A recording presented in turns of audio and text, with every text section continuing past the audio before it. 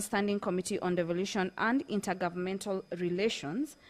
And the motion states that the Senate adopts reports of the Standing Committee on Devolution and Intergovernmental Relations on its inquiry into the state of markets in Vihiga and Bungoma counties, arising from statements sought by Senator Godfrey Osotsi and Senator David Wafula Wakoli, laid on the table of the Senate on Tuesday, 1st October 2024. Other motion that will be discussed this afternoon is the progress report on the Standing Committee on the National Cohesion, Equal Opportunity and Regional Integration, on an inquiry into the diversity and inclusivity in the staff composition of state agencies in Kenya.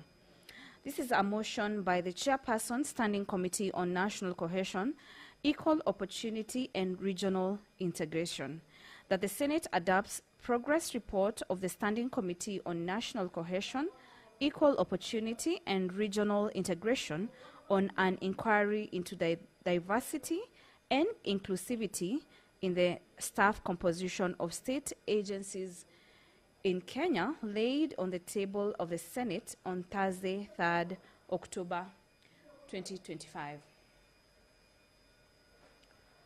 Other motion that will be discussed this afternoon is the report of the Standing Committee on Energy on the county oversight and networking engagements in Wajir County. This is a motion by the Chairperson, Standing Committee on Energy, and states that the Senate adopts the report of the Standing Committee on Energy on the county oversight and networking engagements in Wajir County, laid on the table of the Senate on Thursday, 17th April 2025.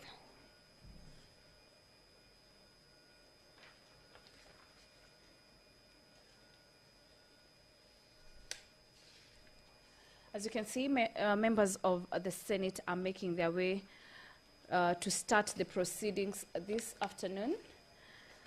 In the order of business also, there is a notice of amendments for the Creative Economy Support Bill, Senate Bill number 30 of 2024. This is a bill by Senator Eddie Okech MP. Some of the notice of amendments, allow me to take you through, include a notice is given to the Chairperson, Standing Committee on Trade, Tourism and Industrialization, intends to move the following amendments to the Creative Economy Support Bill 2024, Senate Bills number 30 of 2024 at the committee stage.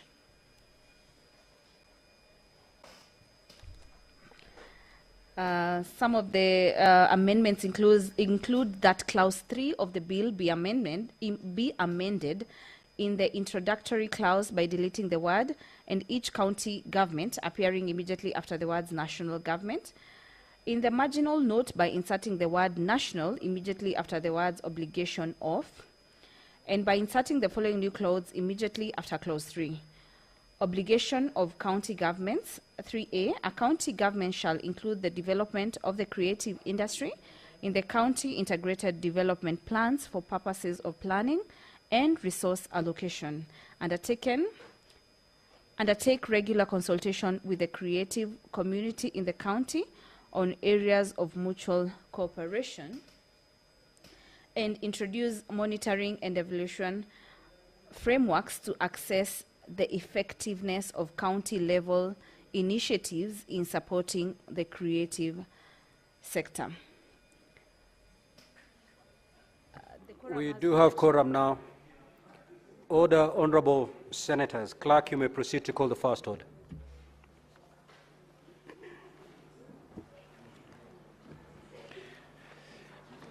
Order number 1, administration of oath. Order number 2, communication from the chair. Order number 3, messages.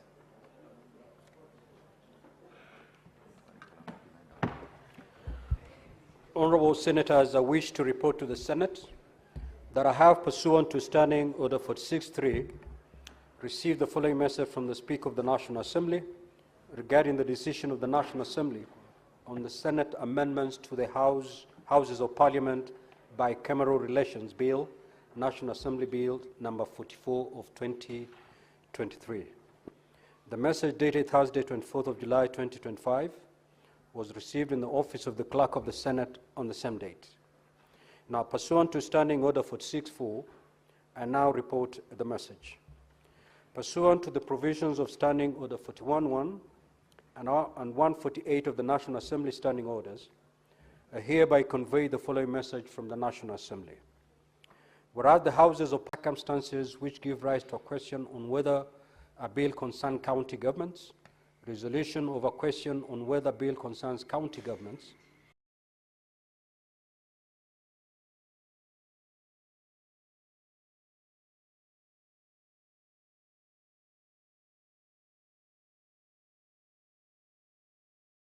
Assembly Bill number 44 of 2023, thereby committing the bill to a mediation committee in accordance with the provisions of Article 112(2)(b) of the Constitution.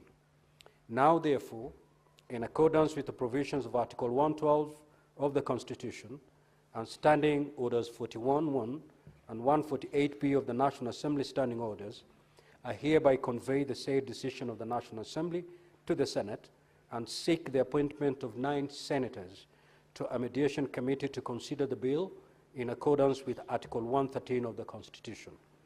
Now, Honorable Senators, pursuant to the provisions of Standing Order 166(2) of the Senate, and in consultation with the Senate Majority Leader and the Senate Minority Leader, I will, at an appropriate time, appoint senators to the Mediation Committee.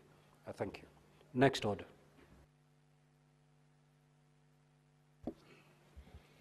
Order number 4, petitions. Order number 5, papers. Order number 6, notices of motion. Order number 7, questions and statements. Now, questions pursuant to Standing Order 53.1, the Senator for Bungoma County, the Honorable David Wakoli.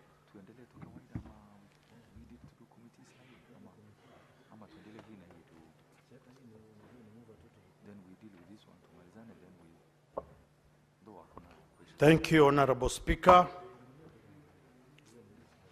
Request for a statement on the deplorable condition of the Kisumu-Busia Road. Mr. Speaker, sir, I rise pursuant to Standing Order 53.1 to seek a statement from the Standing Committee on Roads, Transportation and Housing regarding a matter of inter-county concern, namely the deplorable condition of the Kisumu-Busia Road, which is in a critical transport corridor connecting Kenya to Uganda and other East African countries. In the statement, the committee should address the following. 1, the immediate steps taken by the Ministry of Road and Transport to address the deplorable condition of the Kisumu-Busia Road, which is currently riddled with numerous and deep potholes that have been linked to a series of recent accidents, including details on the budgetary allocation for rehabilitation of the road in the 2025-2026 financial year, the scope of the planned rehabilitation works and the projected implementation timelines. 2, whether there have been any ongoing maintenance contracts for the road, and if so, obtain information on the responsible contractor and the reasons for deficiencies in the maintenance works or delays in the execution of the contract. 3, the findings of all previous assessments of the structural integrity and safety of the Kisumu-Busia Road, as well as the status of implementation of the recommendations arising from the assessments. 4, the measures in place to ensure routine maintenance and long-term sustainability of the Kisumu-Busia Road, as well as other regional link roads in the country. Thank you, Mr. Speaker, sir. Second statement, Mr. Speaker, sir, on the utilization of money from the Equalization Fund in Bungoma County. Mr. Speaker, sir, I rise pursuant to Standing Order 53.1 to seek a statement from the Standing Committee on Finance and Budget on the matter of county-wide concern regarding the utilization of the Equalization Fund in Bungoma County, in the 2021-2022, 2022-2023, 2023-2024, and 2024-2025 financial year.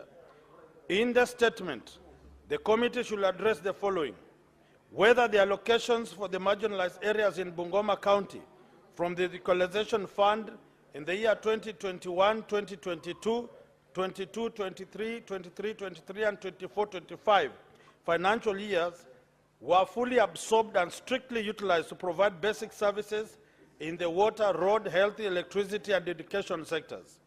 2, the identification process of all implemented projects, including whether each project was identified through proper needs assessment and community engagements in the targeted area, and if so, obtain documents for the same. 3, the measures in place to prevent duplication or double funding of projects by the county government of Bungoma and the national government, and whether the implemented projects were integrated into the county government of Bungoma annual development plan and the county integrated development plan CIDP. 4, whether the selection of contractors and suppliers of goods and services for all the implemented projects complied with the Public Procurement and Asset Disposal Act.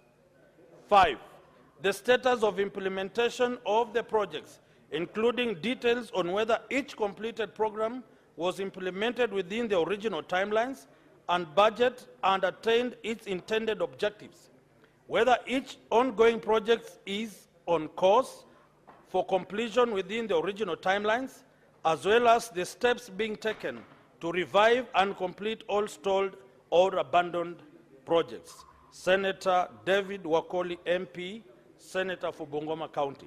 Thank you, Mr. Speaker, sir. Senator Beth Siengo.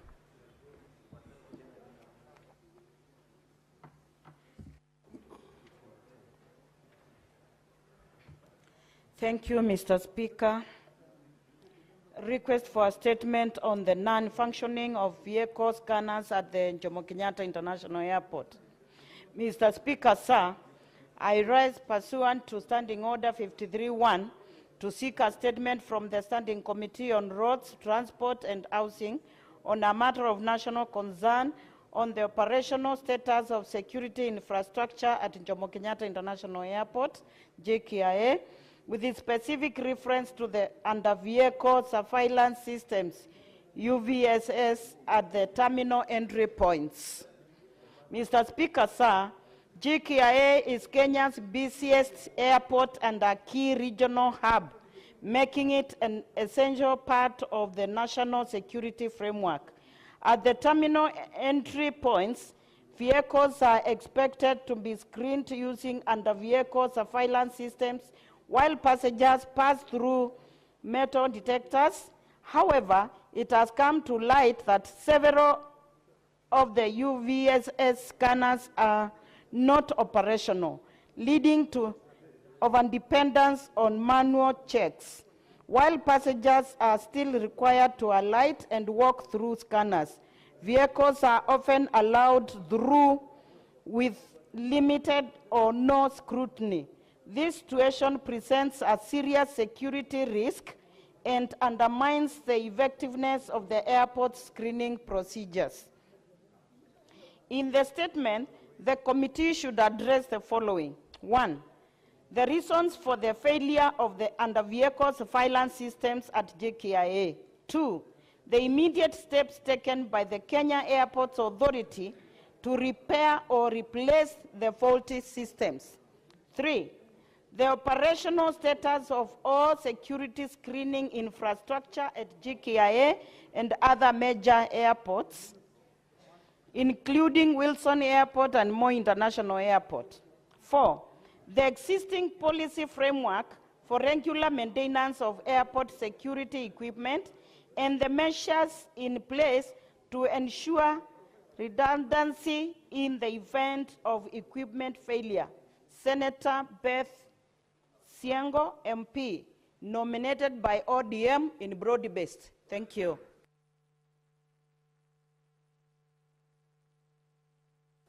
Now, honorable senators, before we proceed to the next order, Allow me to make this communication. I would like to acknowledge the presence in the public gallery this afternoon of a visiting delegation of 7 officers from the Institute of Economic Affairs, Kenya. The delegation is undertaking a study visit in Parliament. Now, honorable senators, in our usual tradition of receiving and welcoming visitors to Parliament, I extend a warm welcome to the delegation, and on behalf of the Senate, on my own behalf, wish them a fruitful visit. I'll call upon the majority leader and the 1 minute to extend a word of welcome. Thank you, Mr. Speaker.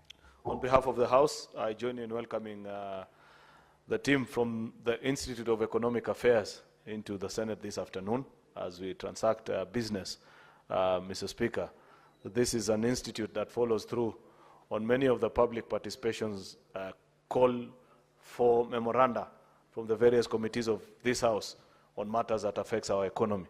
Their input has always been valuable, and their insight on many issues in public space, Mr. Speaker, provides great insights to members of our committee. So I appreciate that they have found time this afternoon to be with us.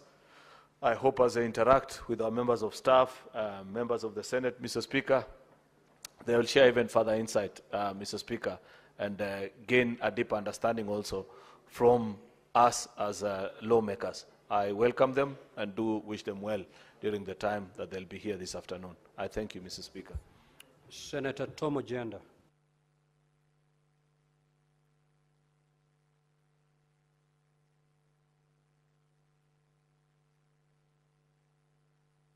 Now, honorable senators, we will come back to statements. We will rearrange today's order paper and handle order number 8 and 9, and then we come back to statements. Clerk, kindly proceed to call the orders.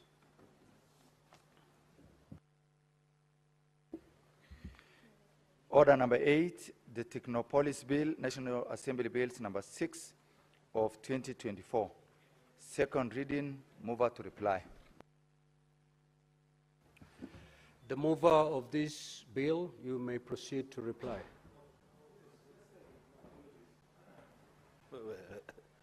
Mr. Speaker,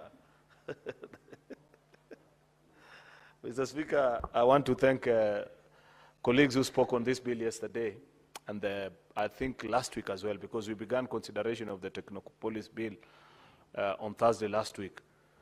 And I was particularly elated because there's a practice that is disappearing in this session of Parliament, Mr. Speaker, that is rather worrying. I don't hear, and the senators that have been here for a while know this, that this is a house of debate. And I know what people say from back in the day on particularly some of the legislations that have stayed on the corridors of Parliament for a while, like local content bill. If you ask me, Mr. Speaker, I know the particular views of senators that have served in this House. Over time, unfortunately, Mr. Speaker, and this is particularly good that I say this just when you've stood down on provisions of Standing Order 53.3, I think, Mr. Speaker, that provision either need to be relooked at, Mr. Speaker, or suspended altogether. Because unfortunately, a new trend is emerging, Mr. Speaker, where you know the views of colleagues on various statements that are sought by their colleagues in the House, Mr. Speaker, which is equally important because that's business before the House. But immediately after the comments on statements, Mr. Speaker, you hardly hear people speak to bills in particular, Mr. Speaker.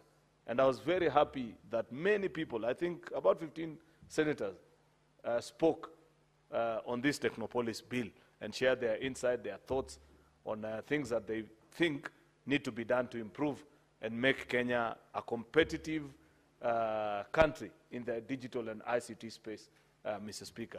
I would wish to ask colleagues, Mr. Speaker, that Parliament is a house of debate, that it will reflect so badly 20 years after you have left this House, and people want to hear your views.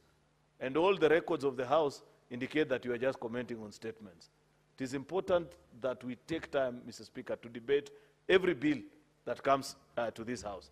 and try. That's why I believe we publish the order paper way in advance, so that members can prepare, Mr. Speaker. Say something on this bill, say on the other one. Senator Catherine Muma, for example, Mr. Speaker, yesterday, at the rise of the House, was moving the e-cigarettes bill, a very important piece of legislation.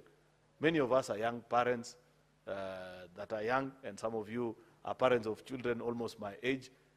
We should be concerned as a country, for example, and it should reflect in your records eventually.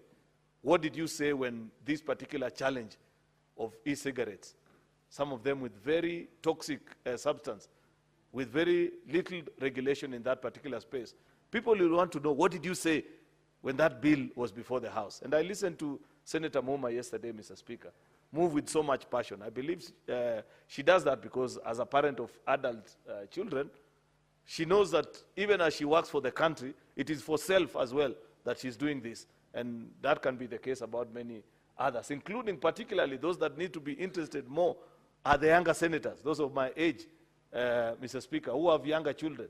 And many of these laws that we pass here will affect, including the society, including your own children, Mr. Speaker. And therefore, I want to urge that we do not lose a very important practice of putting our thoughts on the record of the House, Mr. Speaker. And eventually, even, if possible, try and file amendments. We have a very cordial relationship in the Senate, unlike our counterpart House. Hardly do we defeat what are they called amendments that are filed by our colleagues. In fact, many times, a practice that has been set by our technical staff, if I have an amendment to the bill and Senator Ledama has an amendment that almost either disagree, they invite you for a conversation so that you agree on which will be the better way to handle that piece of legislation, Mr. Speaker. A very sacrosanct process that is buried deep in the roots of legislation in this House from the time that I came, Mr. Speaker, that I have seen people frustrate, sit down, negotiate, bargain with each other until eventually they agree on a position. Hardly does the Senate vote along divided lines. We close ranks more often than any other House that you can think of, Mr. Speaker, because we convince each other with reason. And I want to appreciate that on each afternoon when there is an opportunity, Mr. Speaker, to speak to any bill. If you see today's order paper, Mr. Speaker, there is a business, of course, that we'll consider at Committee of the Whole, which is also another important space. And I like the fact that there are colleagues who on many times you'll hear ask the movers of various amendments to perhaps convince the House. It's an important exercise. You'll recall at one time, for example, and I don't know who I was seated next to, Mr. Speaker, but during Committee of the Whole, many people don't appreciate. I don't know whether I should be saying this because it's a weapon, Mr. Speaker, that sometimes we deploy as House leadership when you want to fast-track certain businesses. But there's colleagues who know this, for example, Mr. Speaker, that at the putting of a question, it's a motion just like any other motion, which actually the House should debate and take a vote on. But many times, of course, given that there is hardly ever acrimony in the House on many of the proposals and the questions that are being put, Mr. Speaker, we just vote with a simple aye.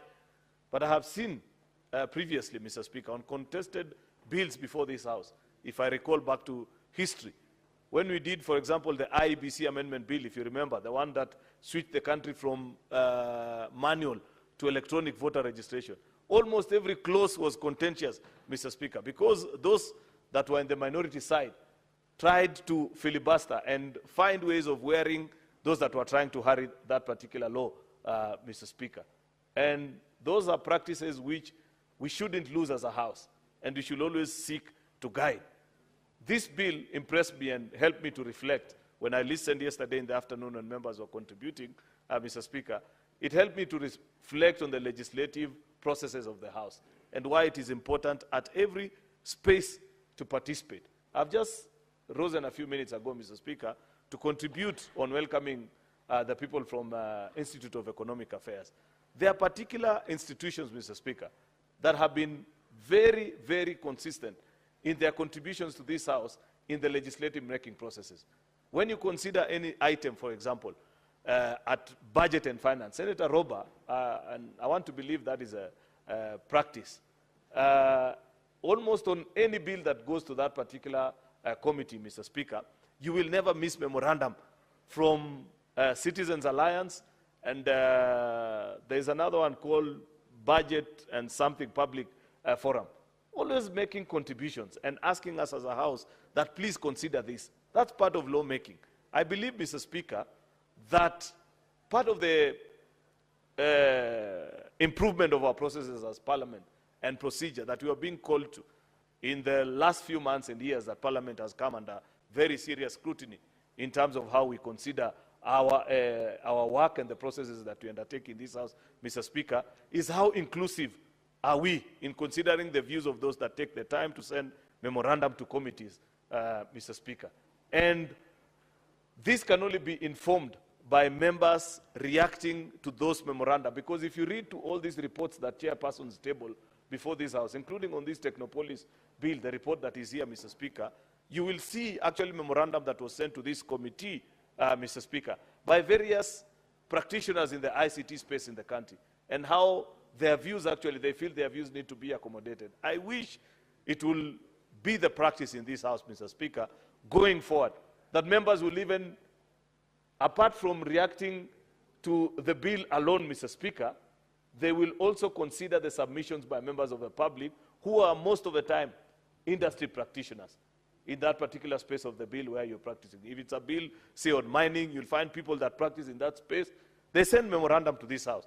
And that's a very important part of the legislative making process, Mr. Speaker, because Kenyans are speaking to their representatives in this House, and they are saying, as you consider this law, please look back, reflect on this. Many a times, Mr. Speaker, people scan through the reports and go to the recommendations, perhaps on what needs to be amended and so on and so forth.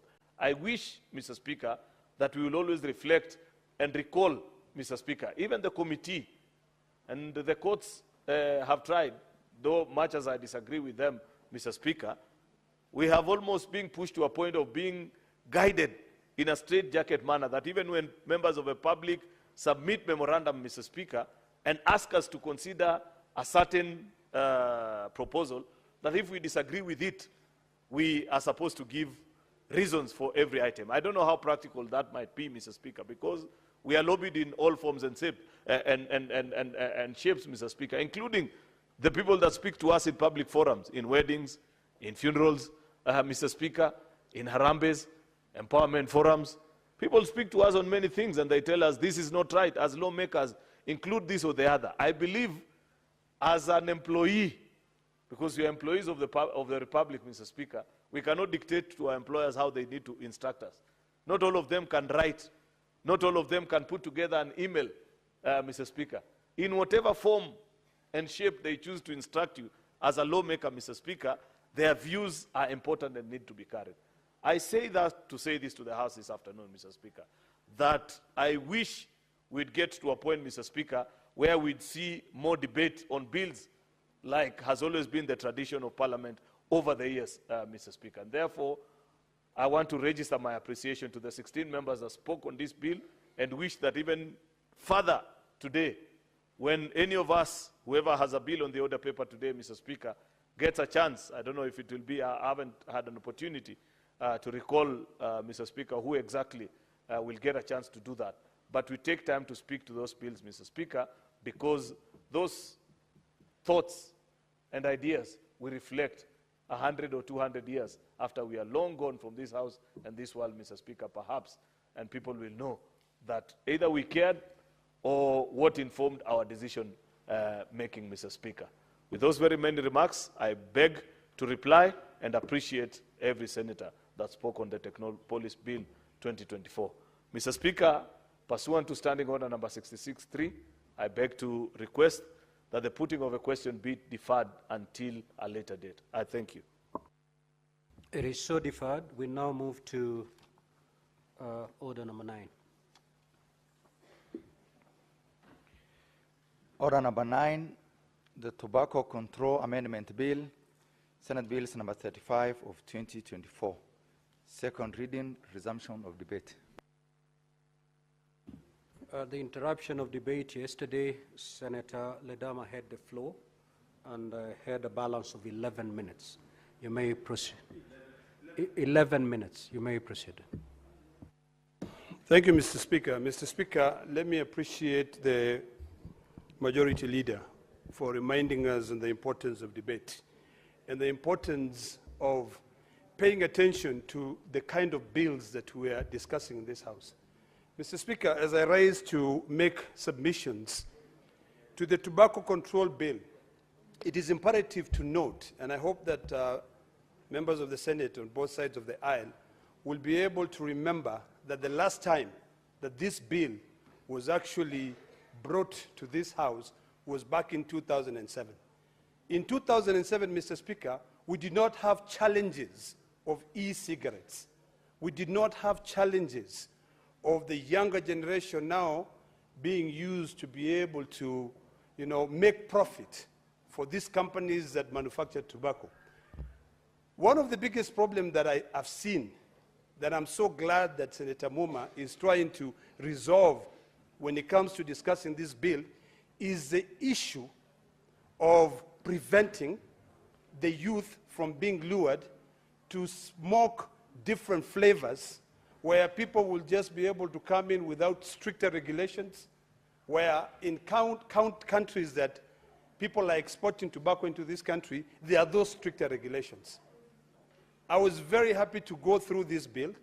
I happen to be a member of the Senate Health Committee. So we went through clause by clause of this bill and understood the challenges. There's an issue of profit versus health in this country. Yesterday we discussed the issue of the levels of nicotine.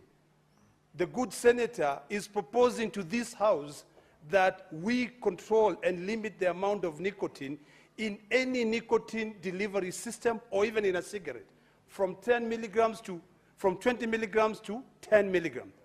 It is important to note that the industry is insisting and saying in their submissions, because I really hope that by the time we go into third reading, my colleagues will have an opportunity to read the Senate Health Committee report on this bill, because you'll see the submissions brought about by members of the public.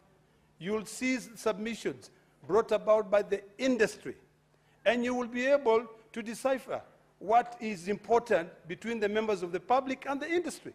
And it's simply a matter of profit versus health. It is a matter of preventive versus curative. The other issue which is very, very important for us to look at it is that all pieces of legislations which were passed many years ago, at some point they will need to be updated, because nothing is static in this world. Things change on a constant basis. We have this challenge of the e-cigarette. Yesterday, before we left, before the rise of the House, I sat down with Senator Muma, and it was very interesting that she had an e-cigarette where on the outside cover, on the packaging, it talks about the dangers. But the moment you remove the package and you toss it out, then you will find that the e-cigarette itself looks like a toy. Mr. Speaker, I've just been handed this, and it's imperative because we have the youth sitting here. You will see that in this cigarette, it has a big warning here, very big warning. But the moment you toss this away, then you are left with this. The youth will actually sit with this e-cigarette, and it looks like a rubber. And they'll continue vaping. Actually, it looks like a power bank as well. They'll continue vaping.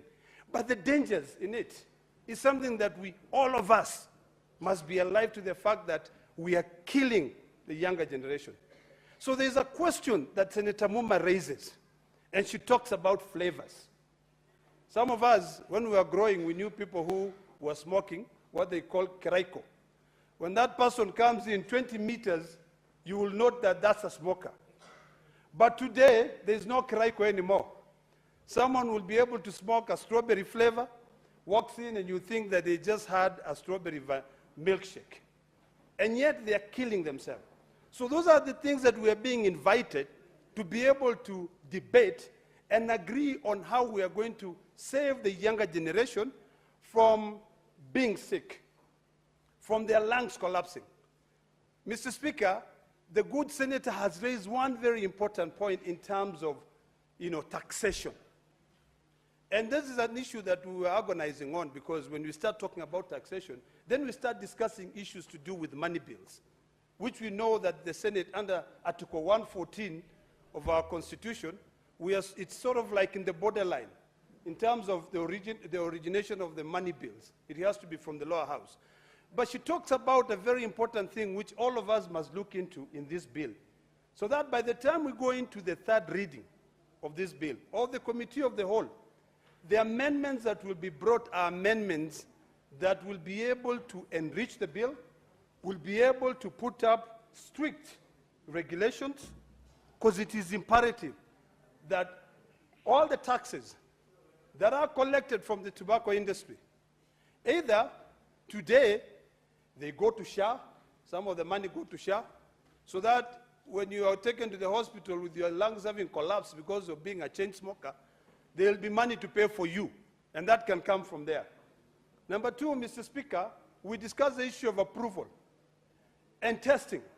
We agreed that it is important that we divide those two. Let the ministry approve, let KEBS test, so that we know whether what the kids are smoking is proper, and they set proper standards. Because I see my time is running up, let me reiterate that one of the things that, Senator Muma, we need to tighten is on strict regulations of the tobacco industry in this country. We must tighten strict regulations. We must make sure that, in fact, for me, I'm of the opinion that we increased the age of smoking from 18 to 21, such that if you're 21 years old, is the only time that you can be allowed to buy a cigarette. Number two, Mr. Speaker, advertising, it is important. Yesterday, when we were sitting in the committee, I remember the argument that we had with the majority leader in this House when we were discussing the gambling bill, in terms of how can you restrict online advertisement in cigarettes? How can you restrict people from gambling online? There's such a gray line in terms of allowing advertisement, restricting advertisement. That is something that, distinguished senators, we have to agree on.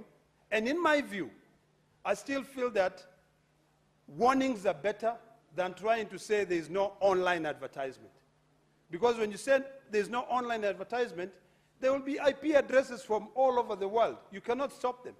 And the youth will still be able to get into. So we need, in conclusion, Mr. Speaker, I think it is important to be able to balance the economic concerns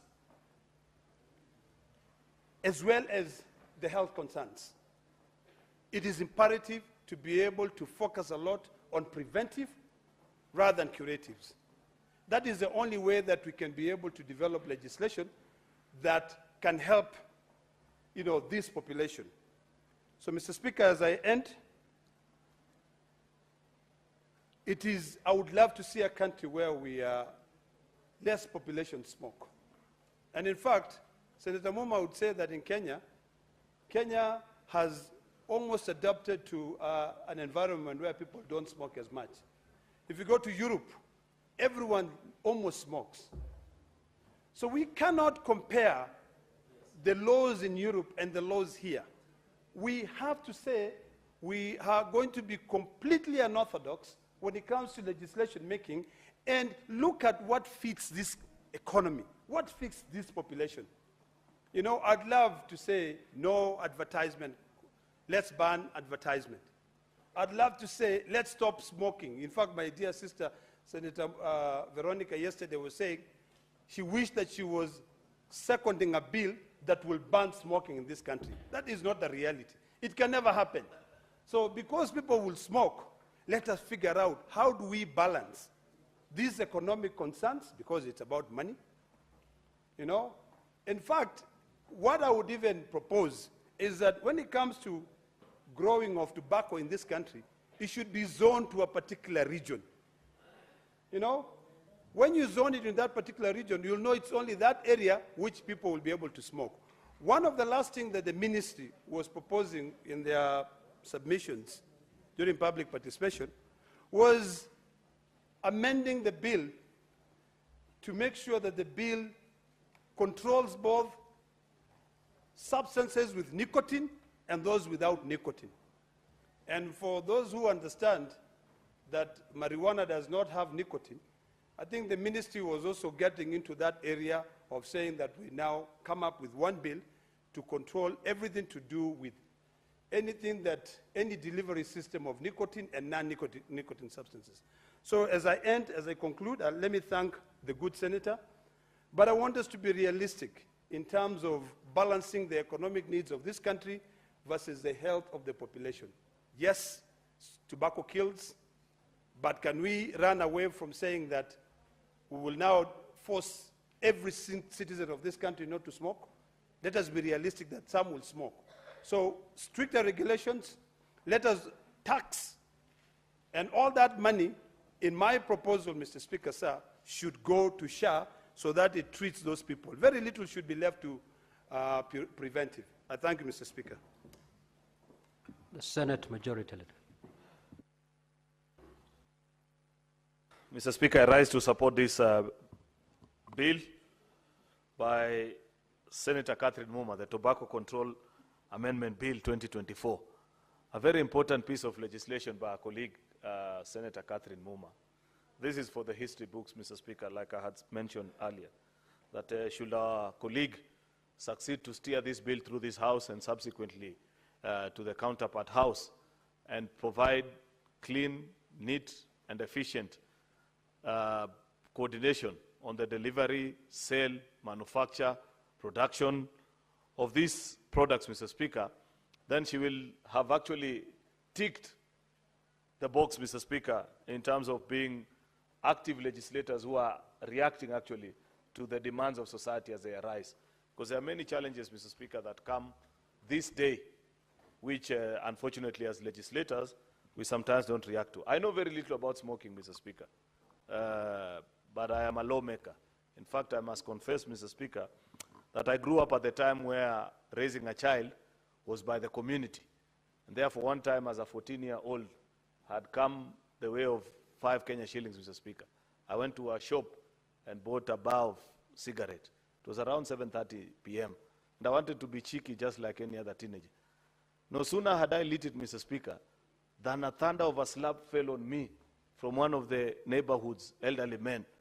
That up to date, Mr. Speaker, when I see somebody smoke, my cheeks twitch a bit, Mr. Speaker, when I recall that hard slap from that gentleman. And I have never tried again in my life. But I know, Senator Muma, that I'm a lawmaker, and we must do laws for those that smoke and those that don't.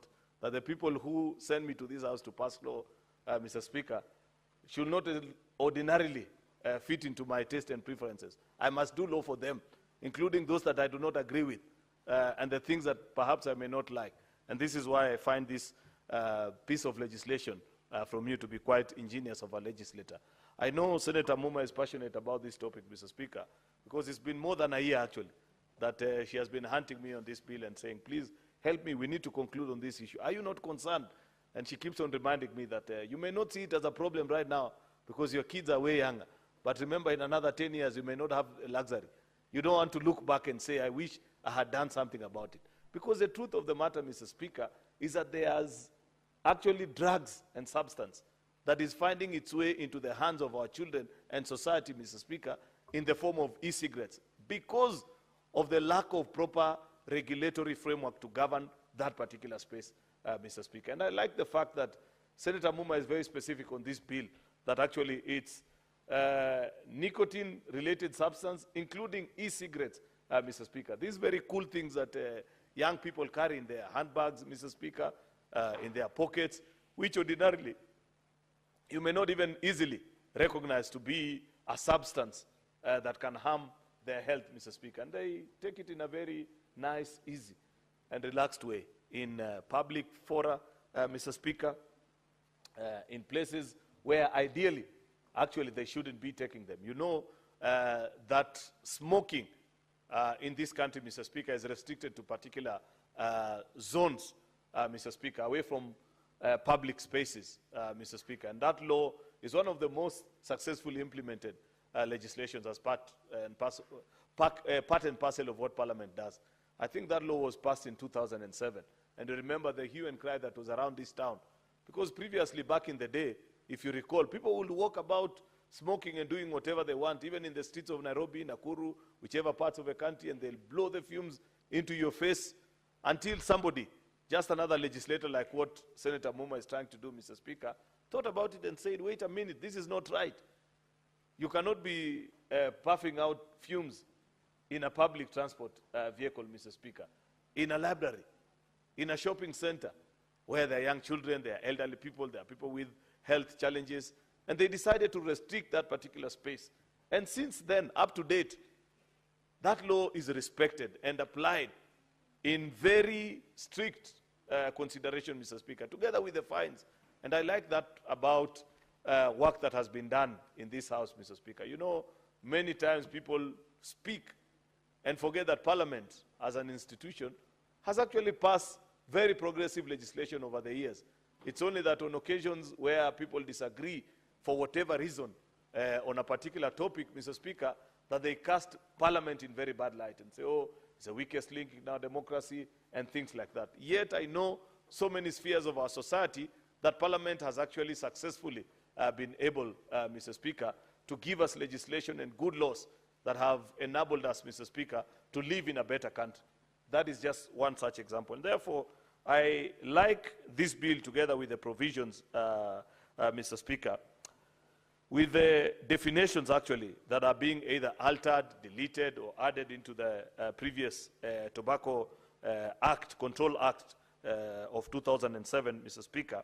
I appreciate that Senator Muma actually expands the definition of what are tobacco products. That's very important, because in a litigious country like ours, where judges sometimes make certain decisions, and when you try to reflect back on it, you say, even if the language might have been a challenge, surely, was that the spirit and the object of what Parliament or the lawmakers intended? Because, Mr. Speaker, we've had arguments, including even on whether should have been an AM or a PM, while when you're reading that particular legislation, you can flow through and notice actually what was the intention of the House.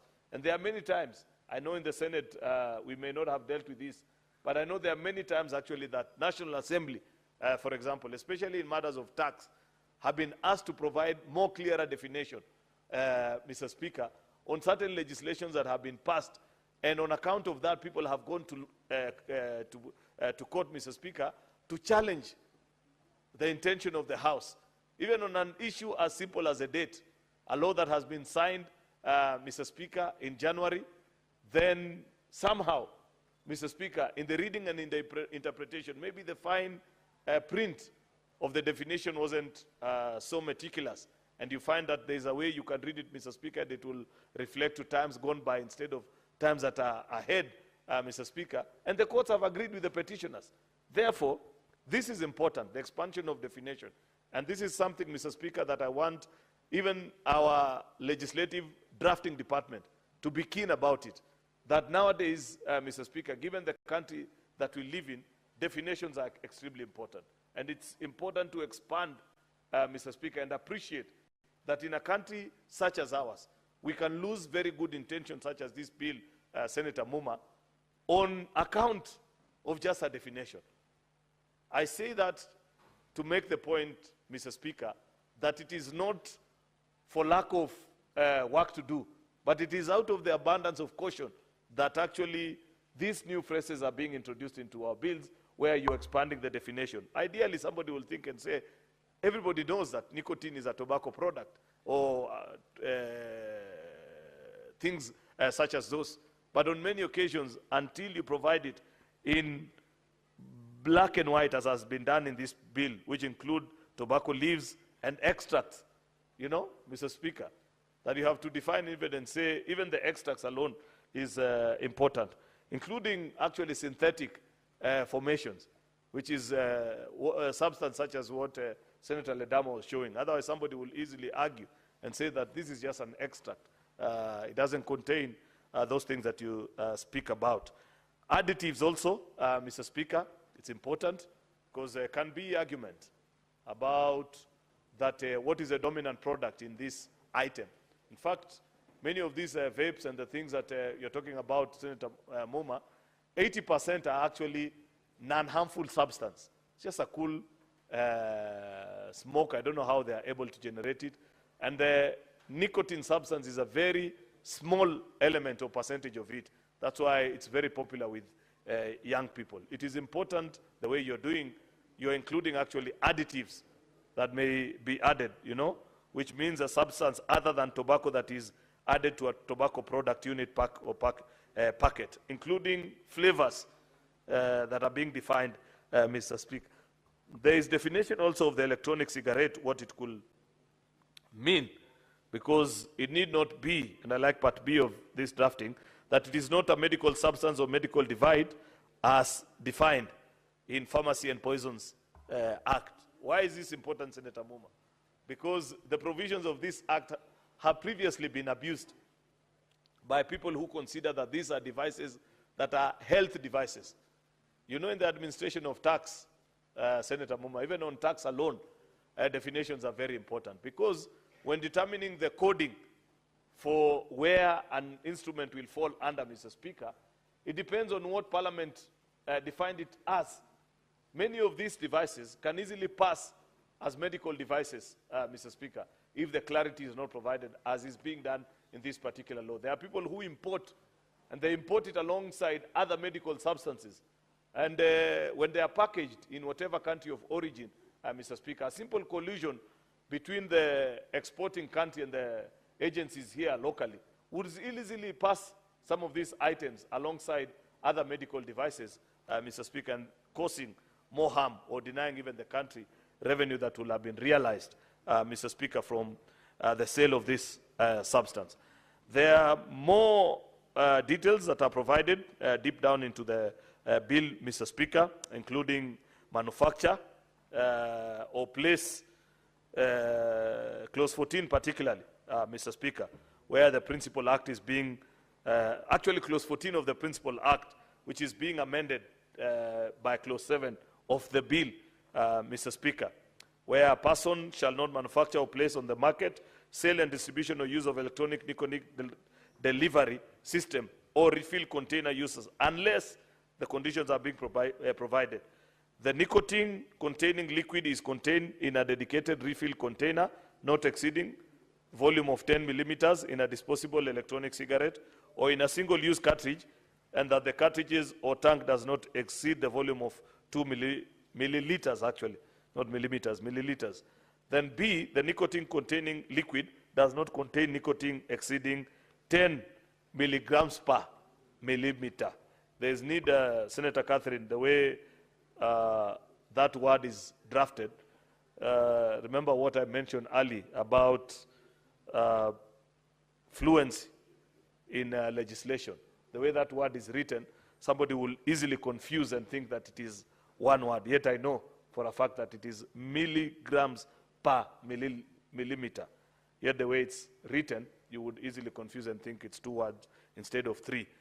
I have earlier spoken to, I need not repeat myself, on the need for us as a legislature to ensure that we actually provide clarity in all these bills. Otherwise, people can go to court and you know what is it that Kenyan judiciary cannot do, Mr. Speaker. If they have invented something called, what is it called? This one where if you're anticipating arrest, it's called an anticipatory bail. I'm struggling to recall other parts of the world that dishes them out so voluntarily. That if you know that you have committed a crime and you suspect that they may come for you, Mr. Speaker, you go and get it, and it's granted like ice cream, Mr. Speaker. I don't know about it, but just warning that we have to be careful about a particular thing. There is part B of that clause 14, which speaks to an area which will be of concern to all the young legislators that are here, on the nicotine pouches, Mr. Speaker, that in the way they are made, those pouches should be child and tamper-proof and can be used without spilling their contents. Because the fancy way in which some of these pouches are made, Mr. Speaker, a kid, even walking with a father into a supermarket, Mr. Speaker, can easily pick them out and confuse them for a sweet or a lollipop, Mr. Speaker, if this is not properly defined, that the access to this content that is inside these pouches, Mr. Speaker, should be so difficult that a kid will struggle to actually access it. Otherwise, if it is just easy to access it, Mr. Speaker, and I hope, Senator Muma, that the Health Department, when approving the containers or these pouches where these substances are sold, will take that into consideration, considering and knowing full well, Mr. Speaker, that these are things that can be very harmful to children. Lastly, Mr. Speaker, Senator Muma, you did not mention, or perhaps maybe it's further down in the bill, and I may have missed it somewhere, into what changes you may want to bring into the Tobacco Control Board. Because that institution, if you remember when the Cabinet Secretary for Health was last year responding to question time before the Senate, I think it was Senator Manzo who had asked something on the administration of funds in the Tobacco Control Fund, in that tobacco fund, Mr. Speaker. And there were not very good vibes that were coming out of that particular statement. In fact, the minister said on the record of this House, and not just an ordinary minister, a minister who served as majority leader for 8 years. So he knew what he was saying. He said, I'm not satisfied with the answer that has been provided. This statement was prepared for me, and I only got to see it this morning. I will be unfair to you as a House if I just read through. Give me time to come back with a more comprehensive answer. I found that to be quite telling, Mr. Speaker, because when a minister raises alarm on how certain funds are being used, Senator Muma, perhaps at the committee of the whole, we may want to tie up that particular institution and ensure that those funds are actually used for the purpose for which it was meant. These businesses of creating a fund where you're only enriching a few fat cats at ministries, Mr. Speaker, who go for seminars across the world from this one to the other without implementing a single item of the things that they run from these conferences must come to an end. We must put a capping on any of these fundings, particularly sink funds like this one of the tobacco, where monies are realized from a particular product and they need to be used to either respond to the health challenges that arise from the use of that particular product, Mr. Speaker, or to teach citizens on the benefits or otherwise of this product, Mr. Speaker, then that is what it needs to be doing. It cannot be, Mr. Speaker, that you have a fund where if you check what has been their contribution into improving the livelihoods of citizens, Mr. Speaker, it's all about conferences and trips for those that have access to these funds, Mr. Speaker. You need to put a capping, Mr. Speaker. 85%. I've always spoken of the genius of CDF and why CDF continues, and I say this fully aware of the matters that are before us, why it continues to be a darling of the citizens in terms of any public funds, Mr. Speaker. It is because of the capping that has been provided on how much you can use on administrative issues. 2.75% maximum. The rest, over 95%, actual work that can be demonstrated to citizens and says, these are your funds. If we don't have any better use of those resources, take it to the critical illness fund that we created under SHA. Because in any case, at the end of the day, many of the users of this product will eventually burden our public health infrastructure. Therefore, there is no harm, Mr. Speaker, putting those funds into public utility. But to be used, Mr. Speaker, to do the kind of things that I heard Senator Manzo say on that particular fund puts to question so many other things, Mr. Speaker. And I hope when Cabinet Secretary Duale returns to this House, he will remember to bring us that response, because while we are actively considering this bill, Mr. Speaker, that is an item that need not disappear to us. I know even other things, colleagues, that in that institution, because they license, and Senator Muma, why we must rejig that institution, is that sometimes it is used to fight corporate wars, where when an entity wants to take domination of a particular product line, they use officers from that agency to either ban or frustrate the growth of their competitors, Mr. Speaker. And that case or that incident has been recorded on so many occasions, Mr. Speaker, before us, in the media circles, and this is something that should be of concern to us. And therefore, I hope, Mr. Speaker, that because I know we will get the chance to consider all these things, we will reflect on how to administer that particular fund in this space in a better and neater way. With those many remarks, Mr. Speaker, I beg to support and hope that we can improve on this legislation to make it better. I thank you. Senator Eddie Okech.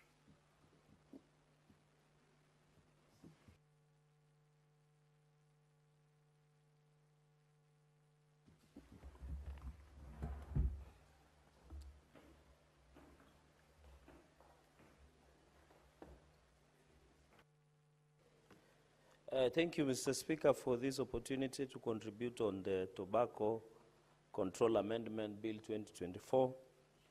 And from the onset, to congratulate Senator Muma, who serves as a member of Speaker's panel.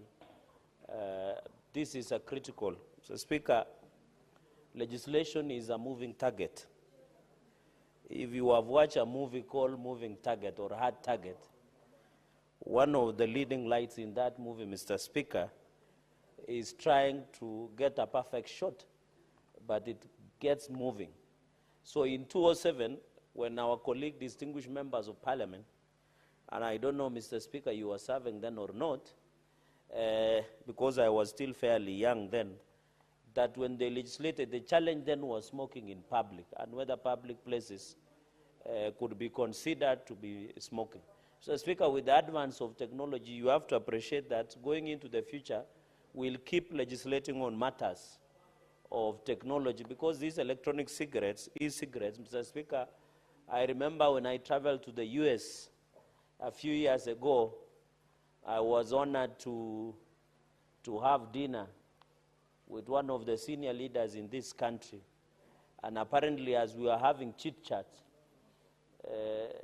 that senior leader continued smoking the e-cigarette, and we didn't realize until the smoke was coming out of his nostrils or the mouth. Then we realized, we asked a friend of mine, what is this? I think we were in the famous Manhattan Street in downtown of United Nations Street, Mr. Speaker. And Mr. Speaker, I don't want to name names, but of course, that person smoked, and we didn't find it odd because it was an e-cigarette. The only time we noticed is because of the flavor that was coming out, Mr. Speaker, and we became discomfort after some time. But I think I was also in the wrong company, Mr. Speaker, because a number of us were consuming hard substances that was not definitely soda or water or milk or juice, Mr. Speaker. And after that, when I went back to my hotel room in New Jersey, I had to do serious prayers via phone with my pastor for cleansing after being in that session, which I found it unholy and unfortunate, Mr. Speaker. Well, personally, Mr. Speaker, I've never smoked in my life, and I don't think I will, because of my strict upbringing and religious background, Mr. Speaker. Is we have to do what we have to do. There are people who smoke, there are others who don't smoke. But my argument, Mr. Speaker, has been this, that where your right ends, my right also begins. And I think as we legislate, we want to bring decency, discipline within the public forum, Mr. Speaker. We can't legislate on alcoholism, the issue of cigarettes, Mr. Speaker. But I want to appeal and call upon parents that we cannot legislate morals, Mr. Speaker, you are aware. Sometimes values and discipline are instilled by the parents. So even as we legislate, we can't legislate values, we can't legislate discipline, we can't legislate morals, Mr. Speaker. So it behooves us as leaders, as parents, to always be on the lookout so that we don't need to legislate on each and everything, Mr. Speaker. Mr. Speaker, on this, the e-cigarette, this issue of definition has been given very well. I remember, Mr. Speaker, there was a hue and cry of the consumption of shisha, Mr. Speaker, where people were consuming in public places, and I'm happy the Ministry of Health has given regulation on smoking of shisha, Mr. Speaker. And you know, one funny thing with these people who are taking hard substance, be it cocaine, nicotine, alcohol, smoking cigarettes, Mr. Speaker, few years down the line, they will start a M-Pesa pay bill because of lung cancer, Mr. Speaker, and they want to travel to India to receive treatment, Mr. Speaker. So even as we legislate on how to enable people who smoke or drink alcohol or use other hard substances, Mr. Speaker, they should also be sure that the same individuals will burden to 80% the health infrastructure and service in this country, Mr. Speaker. Because after some years, they will get sick because of throat cancer, lung cancer, Mr. Speaker, and after some years, they will go to online and start fundraising through M-Pesa and other platforms of online fundraising, even individual fundraising, because of lack and abuse of e-cigarettes and other. Mr. Speaker, I am in agreement with National Control Against Drug Abuse, NACADA, that the consumption age of alcohol in this country should be raised to 21 years. Mr. Speaker, I also propose, and I know the mover of the owner of the bill in quotes should consider that the smoking of e-cigarettes or any other form of smoking, including shisha, should be raised to 21 years, as has been proposed by NACADA, Mr. Speaker, so that we can have a society that is well-structured, a society that is this. I'm saying this, Mr. Speaker, noting the fact that this week we have a number of schools who are your guests, who are attending most of these sessions, that we should raise the minimum age of consumption of alcohol and drug abuse or the consumption of e-cigarettes to 21 years, Mr. Speaker. Even, Mr. Speaker, I know there were people that were proposing that the consent of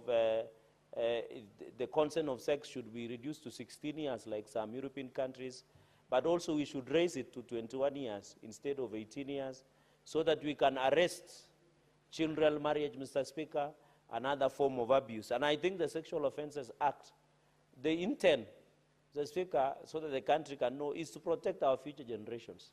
It doesn't make sense when you are no longer there for the future of this country in most of the young people. Mr. Speaker, and therefore the definition and vapor and the product, I agree, we need to be careful. When I was growing up, somebody who used to smoke, you could tell them from maybe their lips, Mr. Speaker, the change of the color of their teeth, and also that smell, Mr. Speaker. It's called, with your indulgence, tobacco or Graiko, as one of my colleagues has put it on. You could smell from far, and my grandmother used to use the hard one, the one that was being planted in the... And you know, in the past, Mr. Speaker, there was a lot of discipline. There was a certain age where people could consume alcohol, even in Samburu and other parts. It was only senior people with a particular age, and I know it's only in Jurinjeke who are allowed to consume certain part of alcohol and even smoke the cigarette, Mr. Speaker. But unfortunately, everybody, Tom, Dick, and Harry, is smoking nowadays. So, Mr. Speaker, I agree that decency and moral should go back to where we are, because it was only, and I remember when I was growing up, they could get that tobacco dried in the sun, then they do the stuff and they smoke it, Mr. Speaker. I can tell you the pungent smell that used to come, you could not even sleep or even get an oxygen around you. But with this e-cigarette, the challenge is simple. It is easy to carry, Mr. Speaker. It has various flavors. If it is strawberry or vanilla, you will not notice, Mr. Speaker. So I think it is important that labeling. On the issue of taxation, because I'll just make 4 points to seed ground for my colleagues to contribute on the same. I think taxation is very clear. I think Article 114 on money bills, I think this matter has been legislated or interpreted by the Supreme Court. I think there is nowhere in the law that says Senate cannot legislate on things that concern even taxation. Because under Article 210 of the Constitution, Mr. Speaker, the imposition of taxation says Parliament shall legislate. The reading of Article 93, the definition of Parliament, Mr. Speaker, is the Senate and the National Assembly. And the principle of interpretation, Mr. Speaker, of constitutionalism and constitutional according to one of my professors, Professor Mutaa Kangu, one of the leading lights of the drafters of the Constitution, is we must interpret the Constitution in a manner, in a cohesive manner. So you cannot tell us in Article 93, Article 210 that parliaments are legislate on the issue of taxation. Then you go back and try and argue under Article 114 on money bills, Mr. Speaker. So this issue of, I agree on periodic review of taxation, progressive taxation. Of course, we don't want a retrogressive taxation, Mr. Speaker. I agree that even in their amendments, we must, in issue of periodic review of taxation, we can always look at finance bill that we normally generate. On the issue of advertisement, Mr. Speaker, I think we should ban the issue of advertising these things, Mr. Speaker. Even during watershed period, I know some people would argue from 10 the children are asleep, but the children of nowadays don't sleep. They fast, Mr. Speaker. They don't sleep because of the nature of our, you know, I don't know, Mr. Speaker, when we were young, we used to sleep by 6. And I was told by my high school teacher, the reason poor people have so many children is because they sleep early. And the only activity they engage, of course, the juries out there will understand. So I don't know, Mr. Speaker, with the current generation, there is television, there is Netflix, there is Amazon, people are watching, and you know, this YouTube, the internet is available. So you cannot say by 10 p.m. these youngsters are asleep. They don't sleep, especially when the schools are closed. So I think we should propose either more stricter, limit the watershed period, maybe between midnight and 4 a.m. in the morning, so that, of course, the Kenyan time, but you cannot also prevent online advertising, Mr. Speaker, because when it is daytime now, it is night in America, or when it is night in America, it is daytime, and there is different time zoning. So I think we must be very strict, Mr. Speaker, in terms of advertisement, and also in terms, I remember on the NACADA, there were proposals on alcoholic control bill, Mr. Speaker. They said they needed to ban there were alcohol that were being sold with polythene bags and small. So I agree that we must limit the sale and the size of that e-cigarette, Mr. Speaker. And the issue of advertisement, I think we need to be careful. I know, Mr. Speaker, we need to balance raising of revenue. Maybe in Nairobi City County, the tobacco or individuals, Mr. Speaker, we are balancing between raising revenue. But I agree in the principle that you tax more luxuries over necessities. And that is why we tax more on alcohol, we tax more on cigarettes, because more are luxuries as opposed as necessities. Let us tax more the luxuries, like e-cigarettes and cigarettes generally, and alcohol, Mr. Speaker, so that we can give tax exemption to necessities like bread, unga, among other, Mr. Speaker. Mr. Speaker, the third point I wanted to make is the issue of requirements. I think we agree with Senator Muma on the does not exceed 10 milligrams. I agree with this so that you don't, and the issue of health, I remember, Mr. Speaker, when the cigarettes, they used to have a prominent warning before 2007, and I think now, Mr. Speaker, even alcohol. I remember when we were growing up, there was a general, and you know, I want to, free of charge, Mr. Speaker, this is a free advice, to owners of companies and even advertisement agencies, be simple. They used to see before when I say, taska bahada ya kazi, with a lot of indulgence, Mr. Speaker. It was a simple, but it encouraged, Mr. Speaker, and it finished a lot of challenges. Even there was another advert in Kiswahili that was used about family planning. Familia bora, jamii bora. You know, let us use things that is easy to sell. So even I find it weird, Mr. Speaker, when you get some of these cigarettes, the warning they are put it so small that you might need a kaleidoscope or a very magnifying glass to read some of those statements. It should be mandatory that selling and warning should be prominent, Mr. Speaker, and I hope I have seen in a number of removable sticker and many others. Mr. Speaker, number 4, I disagree that Cabinet Secretary have been given sweeping powers, and that is clause number 14C. I think giving one individual, Mr. Speaker, those sweeping powers for approval of sale or manufacture of e-cigarettes, Mr. Speaker, is giving that Cabinet Secretary concern a lot of powers. I think what we should push for is the NACADA as a board to be given powers to approve and sell, manufacture, Mr. Speaker, and also so that NACADA should be given this power of approval, Senator, distinguished Senator Muma, that NACADA should be given opportunity to, let us not give powers to cabinet secretaries. You know, Mr. Speaker, I think in the principle of French Revolution, they say absolute power corrupts absolutely. So if you give one cabinet secretary, imagine a cabinet secretary who is too religious, he might decline in approving. And you know, we have even cults like Shakaola and many others. I've seen another one where I'm told that the husband and the wife should not sleep on the same bed, Mr. Speaker, or they should not, the children should not be fed. So if you get a cabinet secretary, God forbid, who doesn't believe in smoking, what will happen? And you know, this is somebody's business. They are Kenyan. So let us not give cabinet secretary a lot of sweeping powers. Let us give it to the board so that it is subjected. Even when you are being declined license, you can appeal, Mr. Speaker.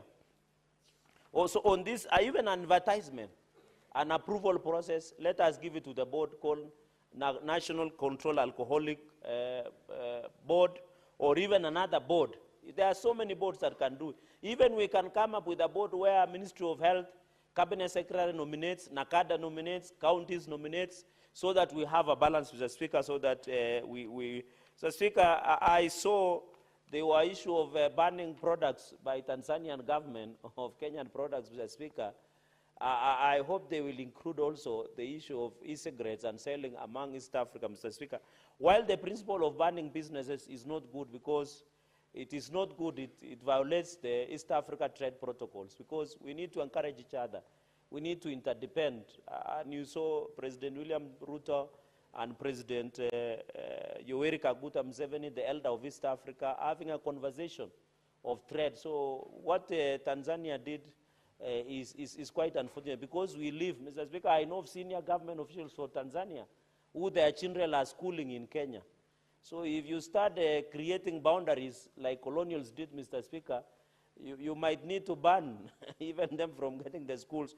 I think what they should have banned, Mr. Speaker, is to ban the ill-behaved activists who went to disrupt their peace. Mr. Speaker, on the issue of this is banning because the cabinet secretary, can we put a board so that, you know, there is unfair competition in business. You remember, Mr. Speaker, I was in a primary campus then, and there was a lot of hue and cry.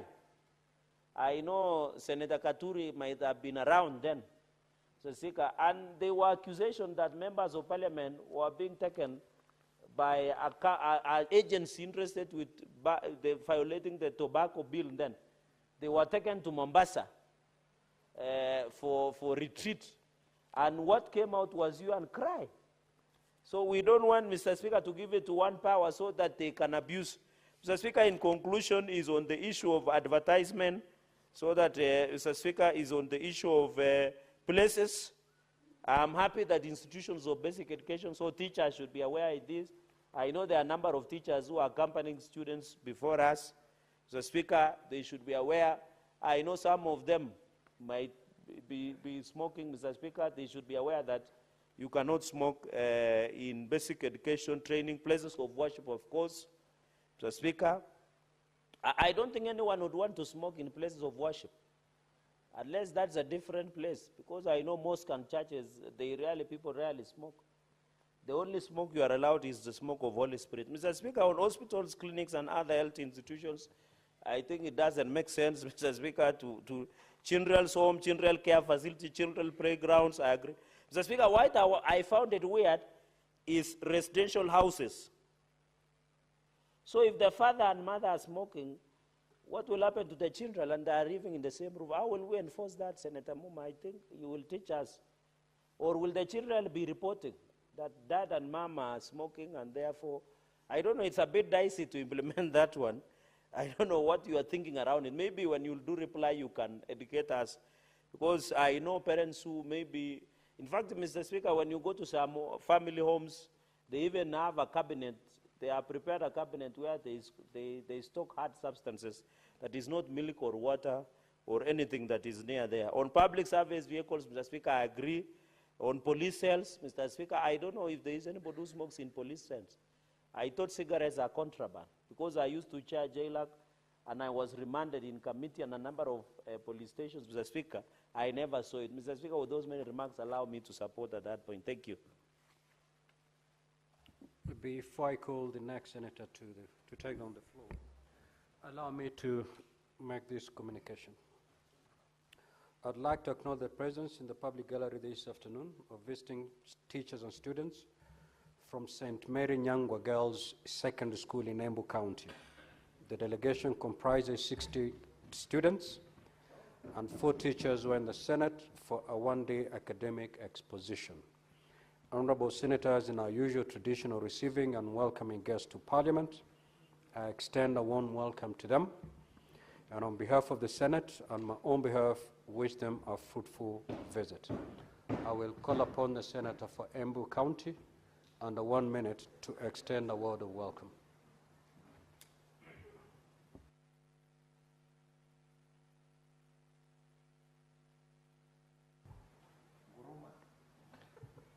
Thank you, Bwana Spika, kwa kunipa nafasi niweze kukaribisha shule ya ACK St. Mary's Nyangwa Girls kwa hii kikao. Yangu ni kusema wanafunzi mjifunze vizuri, kwa sababu hapa katika Senate unaona kama hapa upande hii kuko na msichana, hata kama ni mama ni senator na ambaye amesomea Embu County. Nataka nimhakikishie kama mtasoma vizuri, wakati mwingine ninyi mtakuwa masenata na pia mtakuwa hata speaker na pia mtakuwa hata rais, lakini mkiweka mchezo hamtapata hizo vitu. Yangu tu ni kumkaribisha hapa. Mambo yetu katika Senate huwa tunaongea mambo ya devolution katika counties, vile pesa inakuja masinani. Kama wakati huyu masenata wamepigania kaunti zote 47, tumepata bilioni 415. Ndio mambo ya masinani, mambo ya agriculture, mambo ya maji na pia vitu zingine iweze kuwa kule masinani.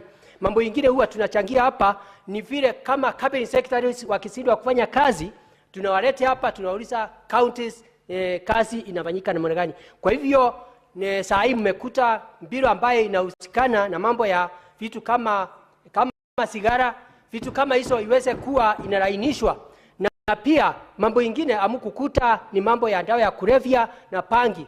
Mjiepushe hizo vitu, na mkijiepusha wakati mwingine ni nyinyi leaders wa kesho. Kwa hivyo ni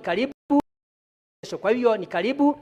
Bwana Spika, unajua huko wakati mmoja wewe ulitembea huko ukiwa mgeni masuburi kwa ile diocese of Mbeere. Ni asanti. Kwa hivyo mkirundi Embu County diocese of Mbeere, mseme mmeingia pahali ambapo Spika anafanya kazi na maseneta wale wengine. Pia Bwana Spika, kwa dakika moja ningeomba hii senator aweze kuchangia tu, kwa sababu wale wachana wanafunzi waweze kuona ati hata hao wanaweza. Asante Bwana Spika. Senator Mundigi, your request has been declined. Senator Tabitha Mutinda, you may take to the floor to contribute to the bill. While doing so, you may extend a word of welcome to the girls. Thank you, Mr. Speaker, and thank you, my neighbor, Senator Mundigi, for the kind request. I also want to take this great opportunity to welcome you to this house. It's the upper house, the Senate. I'm a product of St. Anne's Girls Career in Embu County. I pursued my 4 years there. The English that I speak, the excellency that I have, is from the great county of Embu. It's a county that when it comes to matters of education, it's very top-notch. I wish you the best. I wish you excellence. I wish you God's guidance. Respect your teachers and enjoy your studies. God bless you.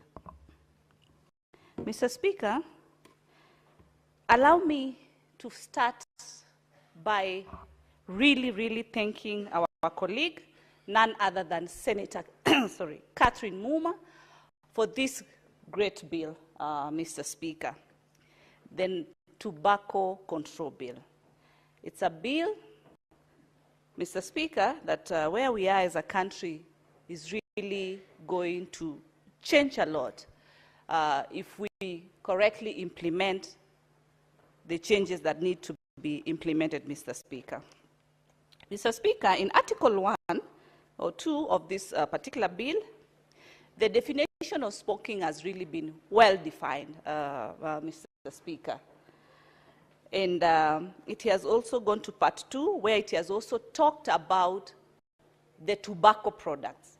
Mr. Speaker, the sponsor of the bill, Senator Kathy, I realized when I went through this bill that our focus was more on the e-cigarette, away from the traditional cigarette, if I would call it like that, the cigarette that has been in the market, that has been there for years.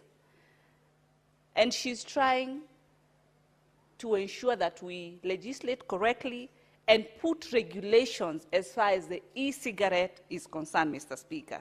E-cigarette, Mr. Speaker, in my view, is the synthetic nicotine that has gone through a manufacturing process and that is also smoked in a digital, fancy, classy, modern way by a big market share, and that is the young generation. Mr. Speaker, part 2 that says that synthetic nicotine formulations intended for use by smoking, inhalation, chewing. Part B has defined the e-cigarette, how it is put into the market. It is through chewing gums, it's through inhalation, sniffing, vaping, sucking, and it comes in forms of tubes, filters, Mr. Speaker, electronic delivery system, Mr. Speaker. And this is where the catch is, because with this kind of gadgets that are already in the market, that our young people are using, Mr. Speaker, you realize there is no regulation on these e-cigarettes, Mr. Speaker. They have flooded the market, they are already here, but they have no control. Anybody, even children as young as 10 years, have access to this particular cigarettes, have access and are able to easily, within their friendship circles, be able to show each other how to be able to use this, Mr. Speaker, which, Mr. Speaker, it has enhanced penetration of the product into the market massively with minimal control, Mr. Speaker. Mr. Speaker, if this product is today allowed to continue the way it is, where it is today, Mr. Speaker, we will be allowing our children to continue accessing a product that not only affects them in the health manner, in terms of we know what cigarettes do or what nicotine does to the health system, it's very endangering. The sad part is that its accessibility to the young people is sort of 100% today as we speak. Mr. Speaker, as I looked at the bill, still clause 2, part C, talks about characteristics of flavors. And the bill has defined and talked about the issue of flavors, Mr. Speaker. Mr. Speaker, these products, when I've Googled them, I find that they have different flavors. For example, we have strawberry, we have vanilla, all those kind of sweet flavors. And these flavors are the ones that are bringing the desire, are also enhancing the young people to keep on purchasing these products, and also are making it difficult for the guardians and the parents to be able even to know if their kids are smoking. As compared to the old cigarette or the traditional cigarette, Mr. Speaker, if you smoke a traditional cigarette, definitely you can be able to have a feel of the air or smell of the air that this person was smoking something. But with the e-cigarette, because of the sweet flavors that are in place, it is very difficult for a parent or a guardian to even know if their kid has started indulging in this particular type of cigarette. And so in my view, Senator Kathy, this issue of flavor should be scrapped off. The e-cigarette should retain its traditional nicotine. the e-cigarette should have that original smell of the nicotine so that it becomes easy to be able to identify when these young people are smoking these products, or even those adults that are smoking, because you've seen adults who are also changing from the traditional nicotine to the e-cigarette, and it becomes sometimes difficult for even someone to be able to identify that this person is actually smoking anything. So the flavors, the bill should actually allow that these flavors should be no more, should not be actually allowed to be part of the product that is in the market, Mr. Speaker.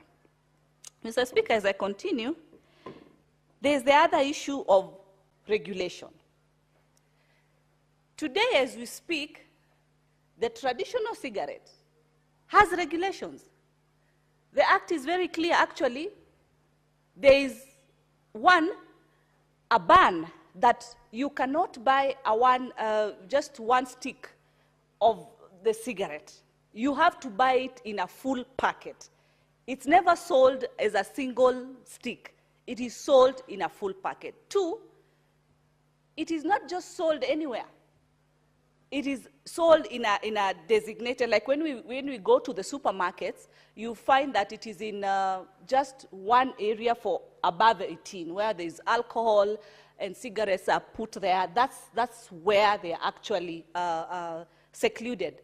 They are put in a different place. These are some of the regulations that are in place. So the regulation for the e-cigarette should be a different regulation. There should be regulation in regards to the e-cigarette separate from the traditional cigarette. These regulations should be separated, because those years when we did the Tobacco Act, the e-cigarette was not in place. So we cannot assume and say the same regulations that are in place for the traditional cigarette should be the same that should be used for the e-cigarette that is in place, Mr. Speaker. So they have to have the synthetic nicotine and the traditional nicotine need to all have their own separate regulations, because they are different products. As much as the end product is nicotine, but the placement or the way the product has been packaged is very different. So it can't have similar regulations. Part 6, Mr. Speaker, Section 12 of this bill, Part A, Part B, talks about implementation of tax policies where appropriate, the prices, the policies, tobacco products, and all that. Mr. Speaker, when I looked at these 6A, 2, 3, and 1, talks about the issue of taxation. And I would prefer, or I would advise, my opinion would be that the issue of taxation be dealt with by Treasury.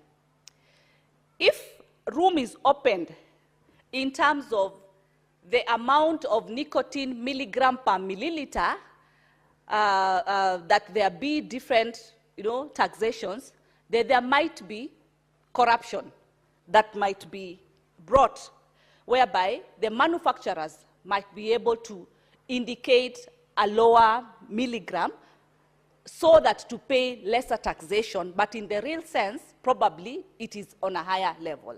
So when it comes to the issue of taxation of the policies and all that of the e-cigarette, let National Treasury be able also to guide with the same guidance that they have also done as far as the alcohol products are concerned, because of course there is a way, there's a policy that is in place currently. Definitely is a policy in regards to the traditional nicotine. So as far as this e-cigarette, let it not be so separate from how things should be, or how National Treasury has been doing and advising as far as the issue of taxation is concerned, Mr. Speaker.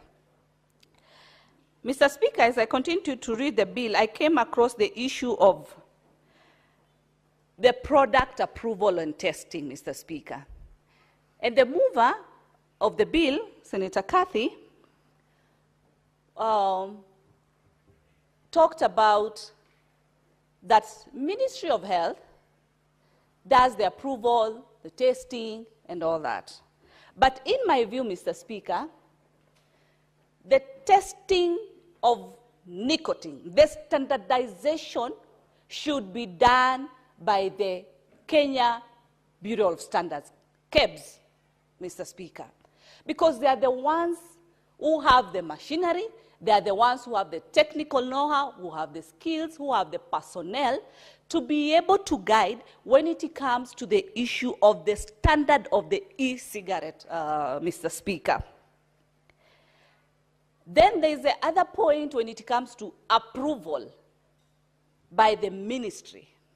That is okay, Senator Kathy, that would make sense because after the standards have been done by KEBS, who are mandated to guide in terms of the standards, then that should now be approved by the ministry. The ministry now will be left with the issue of just approval, but not with the issue of testing, Mr. Speaker.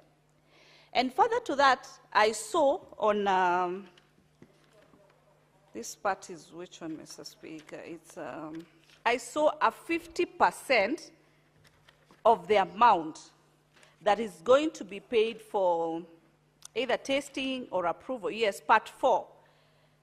Part 4 ADA, 50% of the fees paid for testing and approval for products under Section 14E.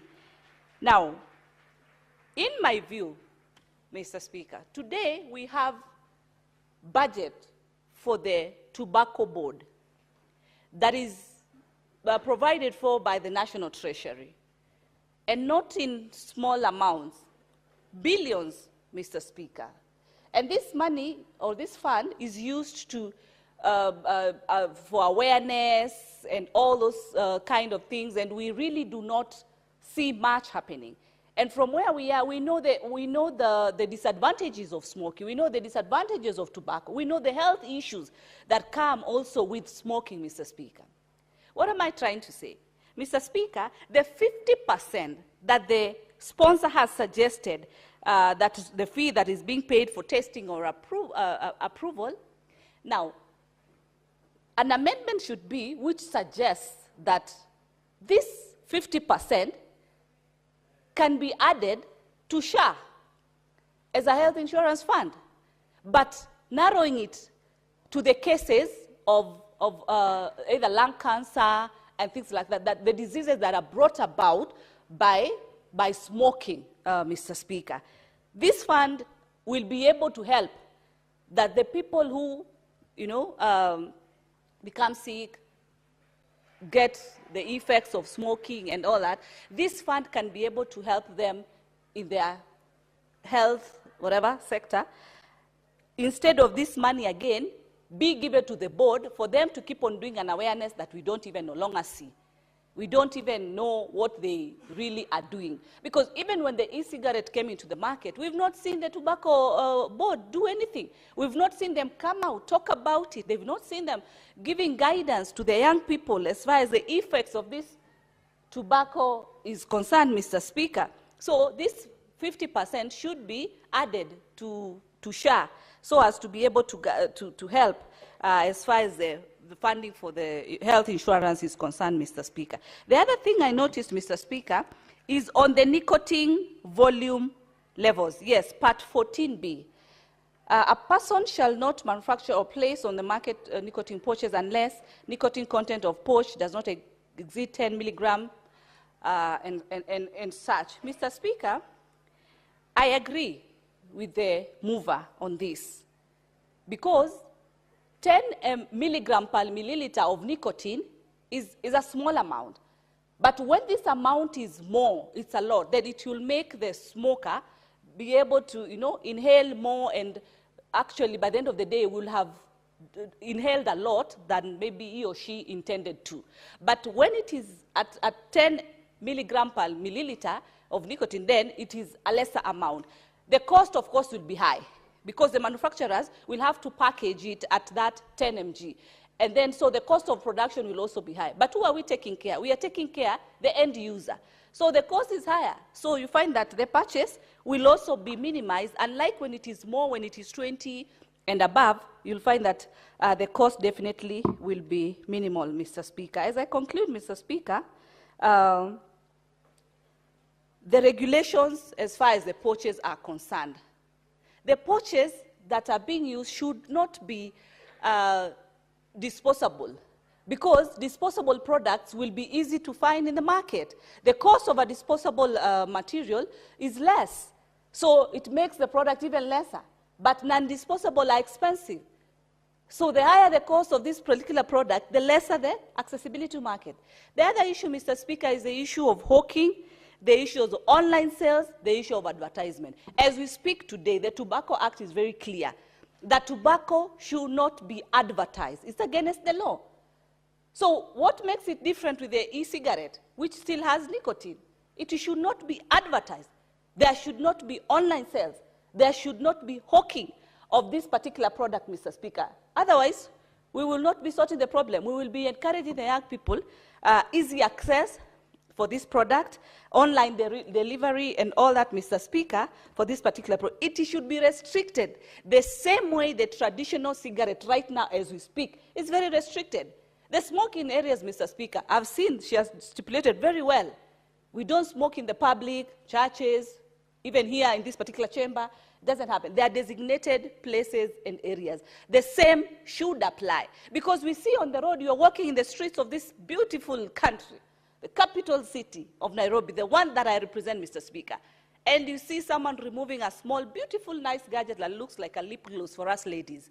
Someone sniffs something, puts it back, and just what you just sing on the air, Mr. Speaker, it is smoke that is just left on the air. So the areas for smoking should be adhered to, should be designated as required. And so I think with those many few remarks, I hope I haven't... yes, let me finalize on the issue of NACADA. I agree with what Senator Cheryl Guy spoke about in terms of NACADA. All these things should not be left to the Ministry of Health. Ministry of Health has a lot to do. We have the issues of share that are happening. We have the killings that are happening in Kenyatta National Hospitals, which we are totally condemning, and many other things that the Ministry of Health, as we speak today, is trying to streamline, Mr. Speaker. Yesterday, I had a statement trying to question whereby we have the county staff still working in their private clinics. The DHA should be in this public hospital, and they are paying their salary. So that work should be some responsibilities, some duties should be done by NACADA board. They should be there to be able to assist in terms of ensuring that these policies are implemented. I know this bill coming from the Senate, there are county issues whereby the county offices should be able to have offices that help in the licensing. That is also revenue to the counties, and also it narrows down as far as at the county level is concerned. With those many and few, Mr. Speaker, I fully support and congratulate Senator Kathy for this great bill. Thank you, Mr. Speaker. Thank you. Next is Senator William Kisan.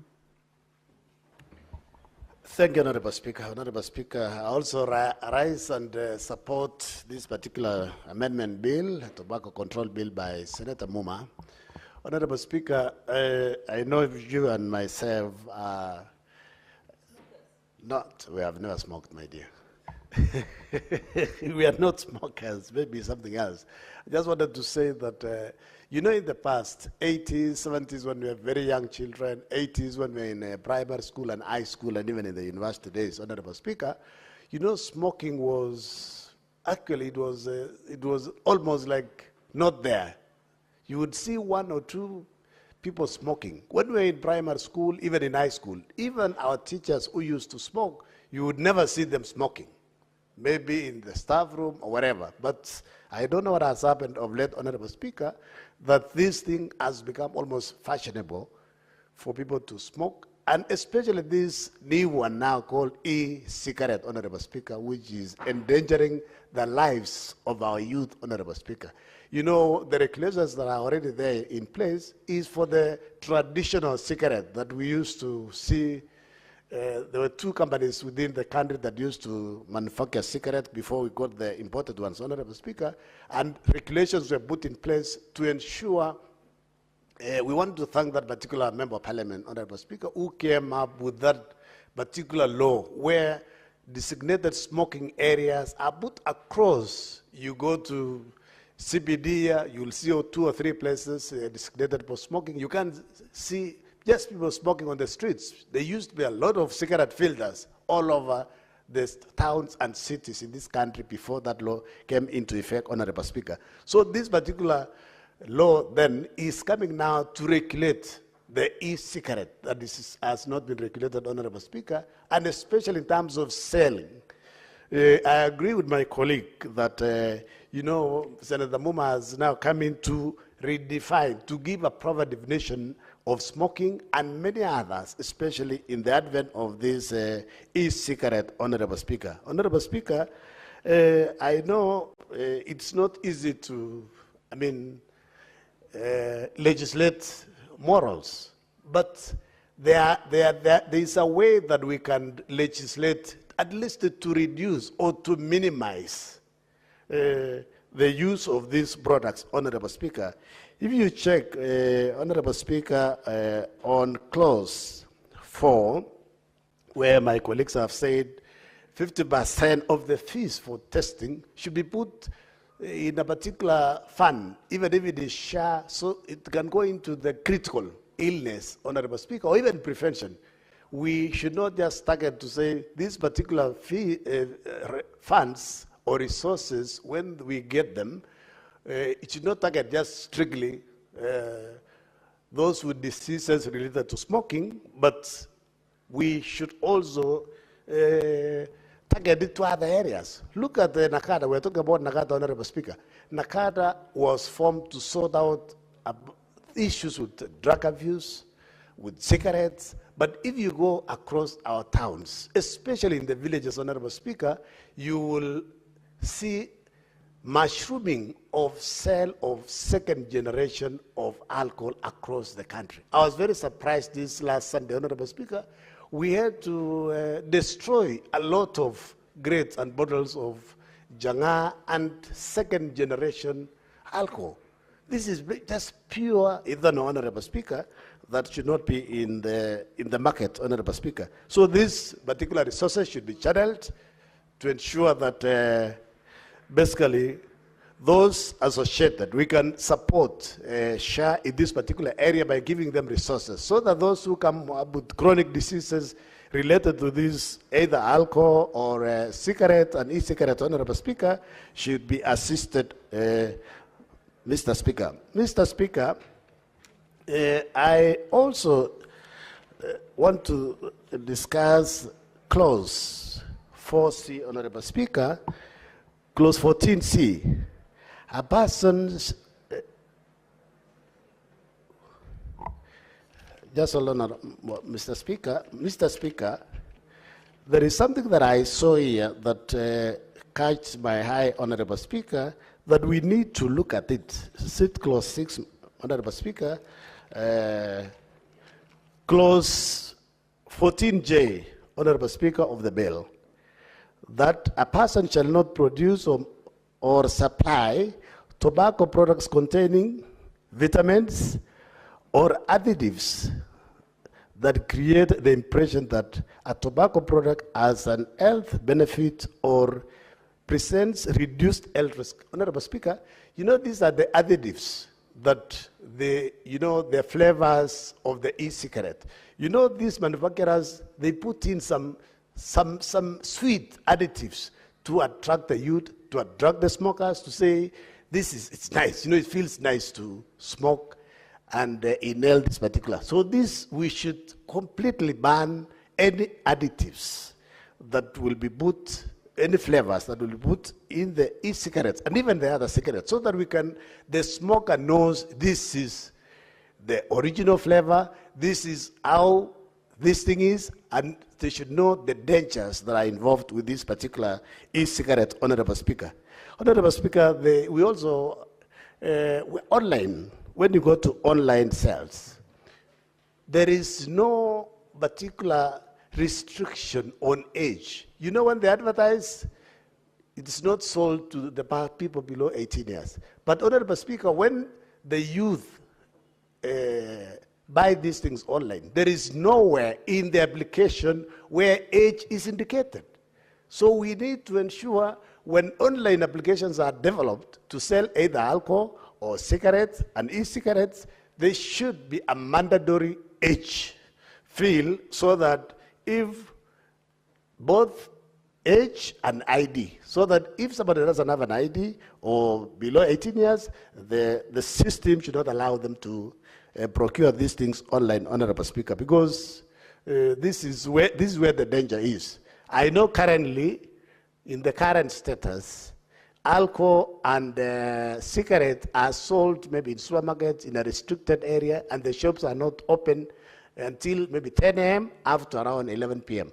But also, we need to ensure that these cigarettes, as colleagues have said, we can push the time, especially in terms of advertisements, maybe during the watershed period, which you said maybe 10 to around 6 in the morning. We can push it to midnight, to around 4, because as it's been alluded in this particular house, Honorable Speaker, the youth now don't sleep like ourselves. The way we used to sleep by 8 or 9, then you wake up at 5 or 6. They sleep late. They are online all the time, Honorable Speaker. Mr. Speaker, this watershed period should be reviewed so that, Honorable Speaker, these particular adverts are done within the times that we believe everybody is asleep, Honorable Speaker. Honorable Speaker, Clause 15 of the bill, subsection 33 of the Principal Act is amended by, Honorable Speaker, the areas, the mover of the bill, or the sponsor of the bill, Honorable Speaker, has given us the areas where e-cigarettes will not be smoked, Honorable Speaker, and this is right. Number 1, institutions of basic education and training, places of worship, hospitals, clinics, and other areas, children's homes, childcare facilities, residential houses, and other premises where children are cared for. So this is at the moment, this is where it is tricky. You know, so residential areas, as colleagues have said, you know, there are parents who are smokers. So how will we enforce this particular clause? You need to relook at this and maybe reward it, because maybe if people are smoking and they smoke at home, you don't know, there is no one to police them. It's the choice. You know, it's the right. You know, the people also have their own rights, Honorable Speaker. Public service vehicles, which I believe this one has been enforced on the traditional cigarettes, public passenger vehicles, school buses, vans, commercial passenger vehicles, commuter boats, various and the others. Police cells. I think we should also bring here, I've seen prisons also. I know prisons is there. Smoking is prohibited in the following areas except in designated areas. Maybe this is because of maybe the employees, but I believe prisoners, while in prison, the right to smoke, they may not have that right, Honorable Speaker. Honorable Speaker, this is a progressive bill. We need to support it. And while supporting it, we need to find a way of increasing the capacity or building capacity for NACADA, because NACADA has been here for a long time, but the effects, we still have a lot of issues with addiction, both alcohol, both cigarettes, and even drugs, Honorable Speaker. You go across all our towns in the country, Madam Honorable Speaker, the consumption of alcohol, the abuse of alcohol is very high, Honorable Speaker. That's why we are saying NACADA need to build capacity. They need to have officers across, even up to constituency level. I don't know, it's like at the current moment, they're only at the county level. And they are not able to assist our youth because, maybe because of resources. But I believe with the passage of this bill, they should be able to get additional resources, build capacity, employ more youth, because we have a big problem of unemployment. So basically, we need to use, we can even use volunteers, Honorable Speaker, and apart from that, they also need NACADA, in conjunction with the county governments, set up rehabilitation centers across all our county headquarters, both for male and women, Honorable Speaker. Honorable Speaker, on regulations, I also agree with my colleagues that we should not give too much powers to the CS for L to do basically regulations.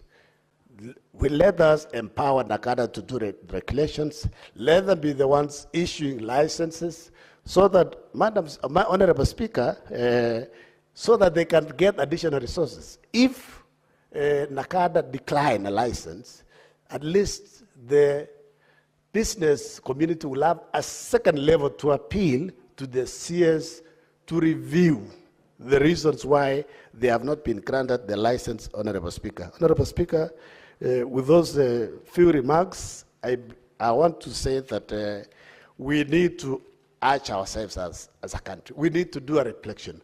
What is it that we are not doing right that our youth are engaging in this serious and dangerous act of overindulging both in drugs, both in alcohol? And it was not like this before. We need to talk to our religious leaders. We need to go back. We need to go back to basics. Can we go to our churches? Can we go to our mosques? Can we go to our tabernacles and talk to the youth? The need to go back to basics, and then we follow, we get good values, so that at least we don't lose generation. Because with this trend, Honorable Speaker, we will, in the near future, may not have a generation who will come after us and build this great country called Kenya because of addiction of alcohol, addiction of cigarettes, and this particular one called E. You can imagine this is not nicotine. I thought nicotine is banned in Kenya. Well, you know, when we prescribe small quantities, slowly, you know, they can say it is 10 milligram, but in real sense, what they are packaged could not be that 10 milligram. It could be more, because we will not have the policing to go and check every cigarette. And you know the way Kenyans are very innovative. As soon as a product is out in the market, you will see a lot of counterfeit of the same product, but very dangerous product that can kill. Thank you, Madam Speaker. Honorable Speaker, I support. What did you say, Senator Kisang? I said, thank you, Honorable Speaker, I support. Next is Senator Wakiri Hilali. Kiprotich Sigei. Thank you, Mr. Speaker. I was actually expecting the Honorable Senator Kisang to confirm that the statement he made was by default owing to the presence of Senator Mutinda standing next to the Speaker. But nonetheless, I believe that was sorted out. I want to thank you, Mr. Speaker, for allowing me the opportunity to contribute to this very important and timely bill. I would like to appreciate Senator Catherine Muma for taking her time, doing the research, and pushing through the system to make sure that this timely bill is published and has now gotten an opportunity to have it debated in the floor of the House. This is a very timely bill, and Senator Catherine Muma, it is a confirmation of the interest and the attention that you have personally taken to make sure that despite the challenges that we have experienced as a country, as a global world and village, there is need to still fight out to make sure that though there are so many possible protests and challenges as against regulation of this particular product, there is still a window like what we are trying to do by this legislation to regulate in order to protect the future generation, not only of our own generation here in Kenya, but beyond. And Mr. Speaker, the Tobacco Control Act was first enacted in the year 2007, and it was reviewed in 2012. We are therefore, Mr. Speaker, talking about a period of over 10 years. That 10-year period, Mr. Speaker, has definitely given into so many changes in terms of value system within the society, in terms of the exposure of our generations, the young ones, including the availability of the changing trends in market and marketing for products, which products include tobacco, the traditional one, and of course the present product that is nicotine and other such related products, which previously the law did not regulate in any way. And this bill, Senator Catherine Muma, I tell you, is timely, is something that we have got to run through it, if possible, within the legislative system of this House, as well as the stakeholders, who I know, as you stated yesterday while you were moving the bill, indicated that there is definitely going to be a lot of marketing as against the passage of these amendments. I know we still have got a good number of good souls and Kenyans who will definitely support such an informed amendment to the law. It's also not lost that the government over time has enhanced the enforcement of the existing law, only that sometimes, notwithstanding such laws being in place, there are gaps whereby even though there are certain proposed enforcement, there is a possibility that not every effort is to achieve the desired intentions by the enforcing government. And Mr. Speaker, alive to the fact that there is of course a decline in the market, in the use of the traditional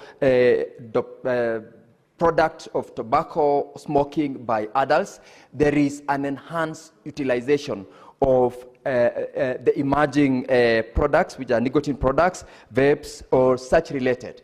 And it's not because of anything, it's because of what I said. There is changing trends in values. Marketing is also all over. And beyond that, there is also the packaging, which is not highly regulated. And so the effort by this bill is to make sure that we advance at least some regulation, especially in this emerging utilization of product, nicotine, and related products. Mr. Speaker, specifically now to the provisions of the bill. First of all, Senator Catherine, I believe that mostly the introduction of the various amendments which you've made will also expand to align most of them to the various definitions of the Constitution. For instance, under the various clauses starting from clause 5, there is a general reference to the minister. In this case, that will mean, therefore, we have got to seek to amend to reflect what a minister currently is, being a cabinet secretary. That's running all the way from clause 3.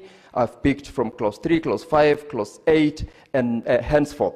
But specifically, for example, the provision which you've proposed to amend clause 8, section 8, that is clause 5. Section 8 in the Principal Act. And Mr. Speaker, it is not going to be possible to debate and make certain proposals on this particular bill without cross-referencing it with the Principal Act. And I'm very alive to the fact that these several proposals have actually been cross-referenced. When you look at the provisions of Section 8 talks about a fund, of course, which this is the tax pricing and policies on the market or on licensing of this particular product. And I believe the introduction of clause DA, where the proposed amendment seeks to ensure that there is need for publication of an annual report for purposes of ensuring research, advancement of certain programs, as well as creation of an impact of such particular programs. This way, Mr. Speaker, I believe once this amendment passes, if an institution that is mandated to run these programs is required equally to publish the report, we'll be able to have action points. We will be able to know that following the provisions that have been done by this institution, certain action points were made if they were enforced. And this is the one that will support the government to ensure that enforcement achieves certain proposals which have been made, and of course, in terms of ensuring that it achieves the intended purpose. That is a welcomed proposal, and we will be looking at how would the institution enforce the proposals which have been made by such publication of regular or periodical reports. The proposal under Section 14, which is Clause 7, on the Principal Act, Clause 7 is on the conformity of the requirements. The introduction of amendments, or rather new subsection 14A, running all the way to 14J. Yes, running all the way from 14A to 14J is a welcome move. And Senator Muma, this is very important because the Principal Act does not reach out in terms of its provision as to the consequences of nonconformity with the provisions of the Act. And under 14A, the quantity and the content of the nicotine in a product is provided for here, such that if there is a product that has been marketed and it doesn't meet the provisions it didn't provide in the previous law, and now the introduction of 14A will make sure that this is achieved, and therefore the marketing of such a product or the manufacturing in itself will be required to have complied with the provisions of 14A. 14B talks about the packaging or manufacturing for purposes of marketing these products. And this is where I believe it's the gist of these proposed amendments, because we are talking about under 14B, that is the pouches that are supposed, or rather a person shall not manufacture or place on the market nicotine pouches unless such pouches are child tamper-proof and can be used without spilling their contents. Beyond that, the provisions henceforth ensures that we protect the young ones, we protect our children from being availed products which they can misuse, especially because of their age. Approval of tobacco products, information to be contained in the request for approval is a welcome proposal. And in particular, the proposal under 14E on the submission and testing of samples. Samples will be required to be availed, to be tested, and if they meet the quality, that is the only time that they can be licensed to be placed in the market. And it therefore means the control is enhanced to the extent that whatever is permitted to the market has already gone through the procedures that allows it to be utilized or to be placed in the market for sale. 14F talks about a period within which the Cabinet Secretary is required to communicate in writing to the decision that the minister has made in a request for approval for a product to go to the market. The provision that is seeking to have the minister have 90 days, this is for Senator Catherine, 90 days seems to be a bit long, especially if the application is by someone who is a manufacturer. I propose that you consider amending that 90-day period to a lesser period for purposes of ensuring that whoever has tried to manufacture this product wants to take it to the market is allowed to maybe enhance the quality or quantity or packaging to comply with the law, and 90-day period will be a little bit longer. Similarly, the punitive, the creation of an offense under 14G for someone who contravenes the provision of the section, 1 million or 5% of the person's gross turnover, to me, is a bit lenient.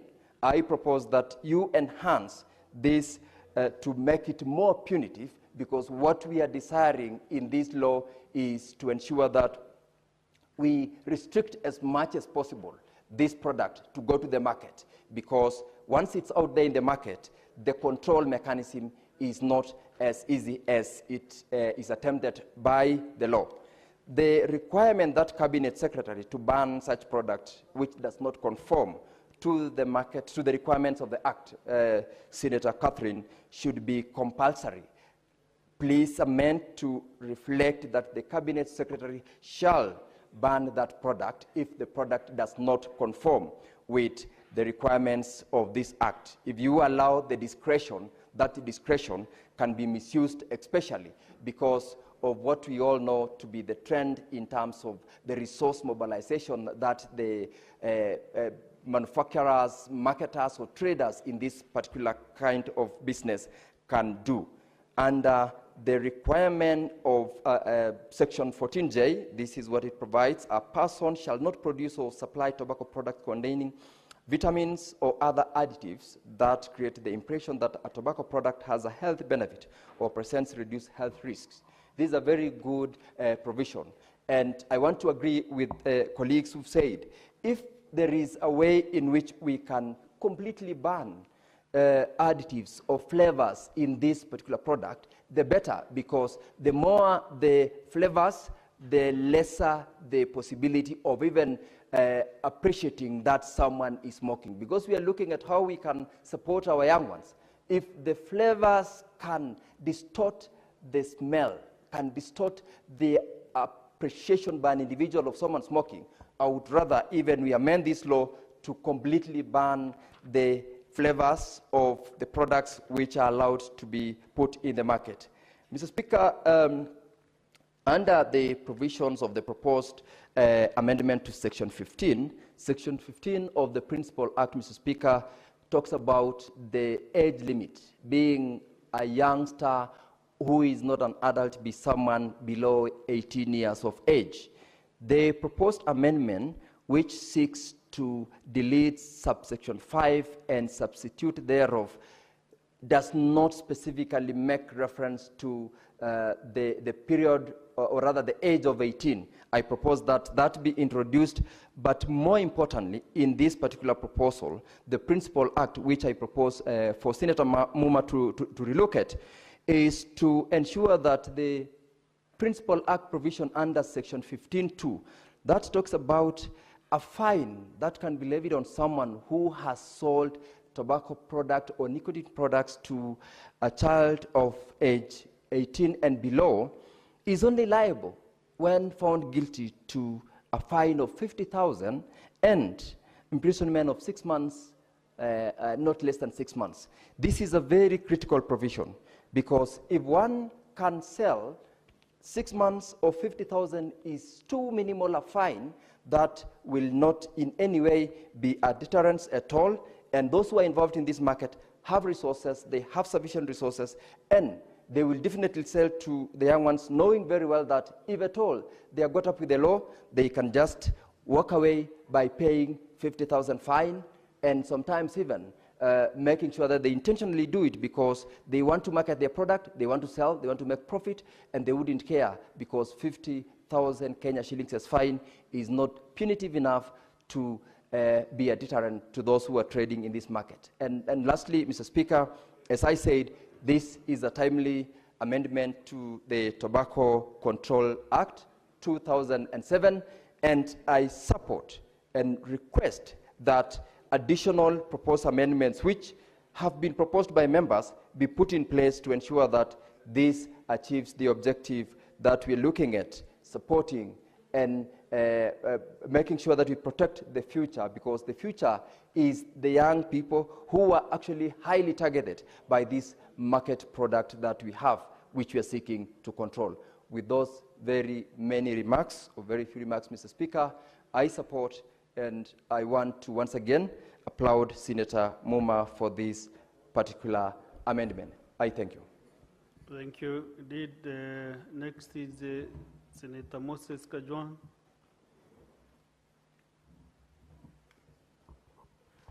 Mr. Speaker, I rise to support the amendments to the Tobacco Control Act as proposed by Senator Catherine Muma. Mr. Speaker, if you look at the global dynamics of regulation and control of e-cigarettes across the world, Africa has been a free-for-all. It has been a market where anyone can come in with electronic cigarettes, anyone can distribute them, and there are no regulatory barriers. There are no strict regulatory requirements. As a result, Mr. Speaker, our children have found it easier to access e-cigarettes, much more easier than it is to access the traditional cigarettes. It is becoming a serious problem, and those of us who are parents, sometimes we hear stories in boarding schools that children are sneaking in With e-cigarettes, they're very difficult to detect. They do not emit the traditional smoke. You know, in the old days, if you had some naughty boys smoking cigarettes in the toilets, the pungent smell of the cigarette would call in the teachers immediately. But with e-cigarettes, it is very possible for people to smoke, for children to access these products without consequences being meted upon them. Mr. Speaker, Senator Muma has made proposals to ensure that electronic nicotine delivery systems are regulated and that advertising of tobacco products is regulated and that the sale of tobacco products, including electronic nicotine delivery systems, to persons under the age of 18 is prohibited. And further, Senator Muma has proposed that these electronic nicotine delivery systems should not be manufactured, distributed, imported, or sold in Kenya without the prior authorization of the Cabinet Secretary responsible for health.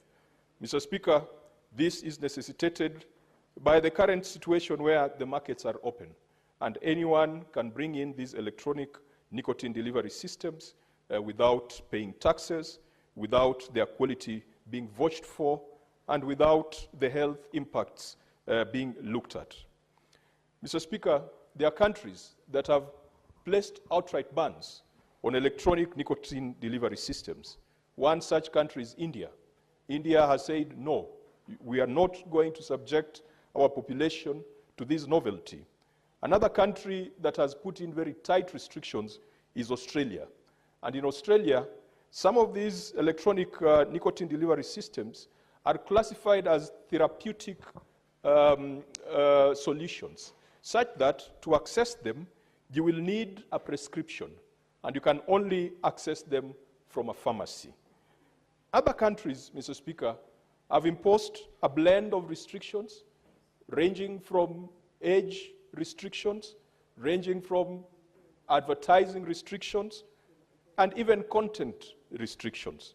In Kenya, we have not had any restriction whatsoever, and so it has been a wild, wild west when it comes to abuse of this novelty.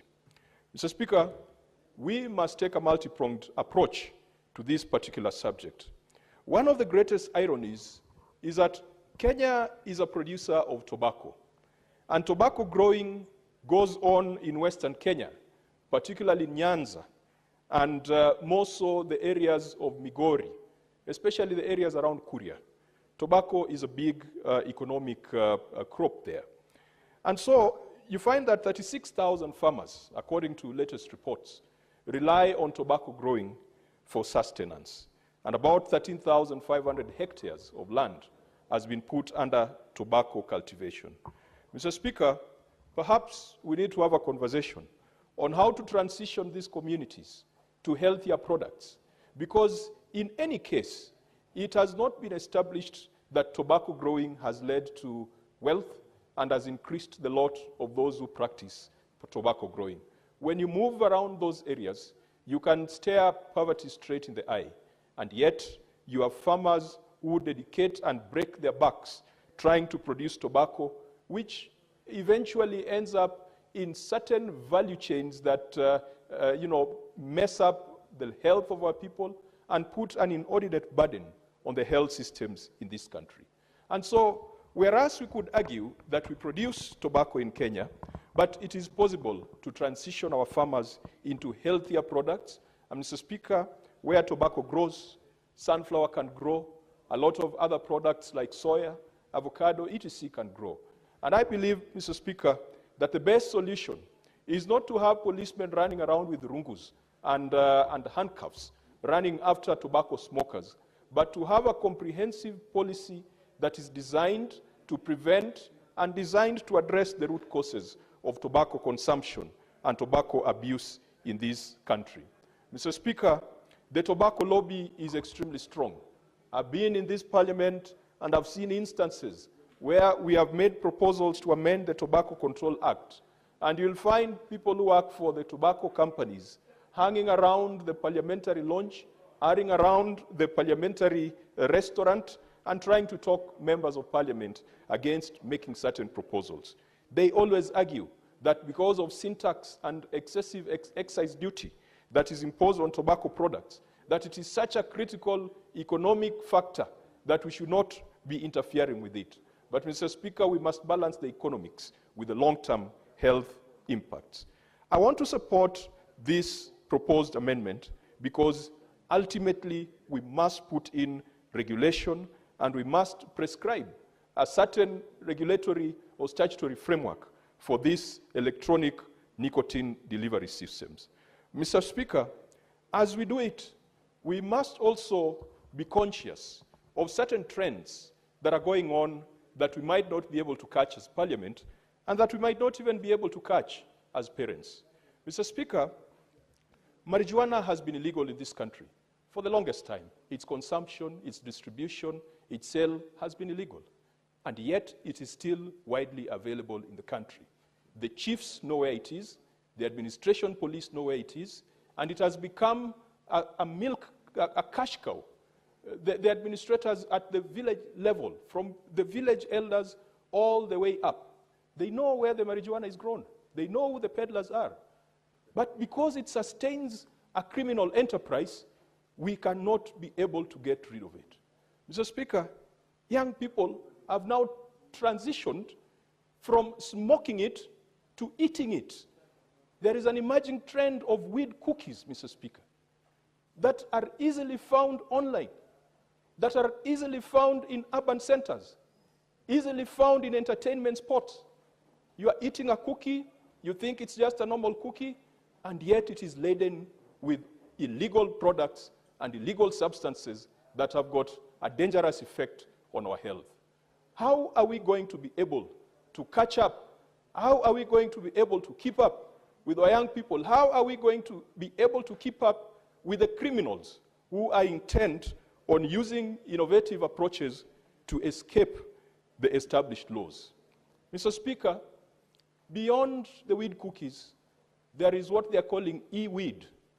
And these devices, the same devices that can be used to deliver nicotine electronically, can also be used to deliver cannabis electronically.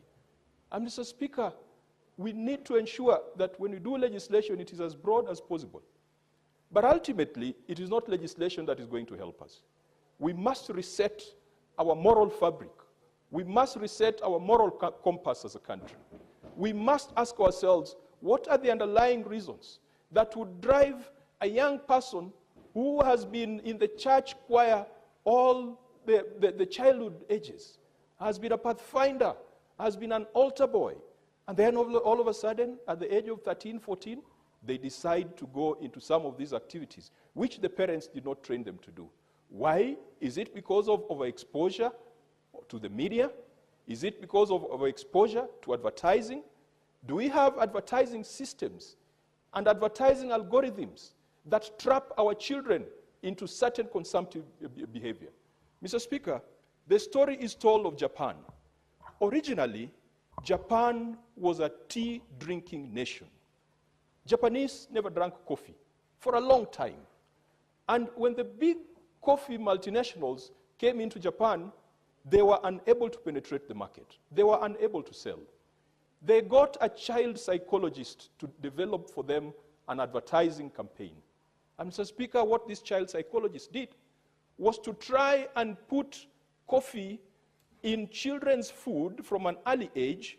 So you've got coffee-flavored infant formula. You've got coffee-flavored candy. You've got coffee-flavored chewing gum. And so children started getting the idea of the feel and the taste of coffee from an early age. It took only one generation, Mr. Speaker, for coffee to dominate as the biggest beverage in Japan. And it almost overtook tea. Why? Because they exploited the psychology of children. We must look carefully at even the advertising space in this country. Are we having adverts that are enslaving our children?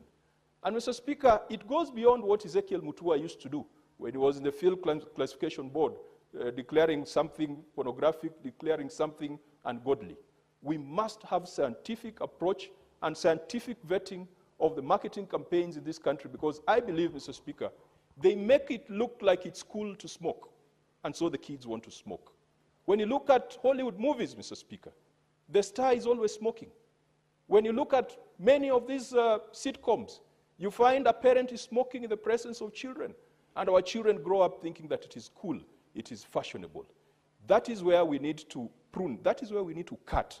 Because, Mr. Speaker, if we do not deal with the perverse influences, the perverse advertising, and the perverse glorification of alcohol and cigarettes that we see in mainstream media, our children will find themselves enslaved by it.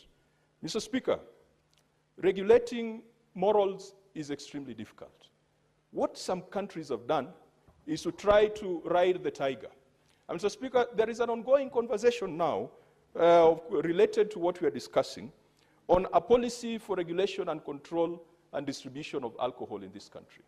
Mr. Speaker, we have seen a lot of proposals coming up that will make it very, very difficult for young people to access alcohol and for alcohol to be widely accepted. But, Mr. Speaker, let us be fair. Let us be honest with each other.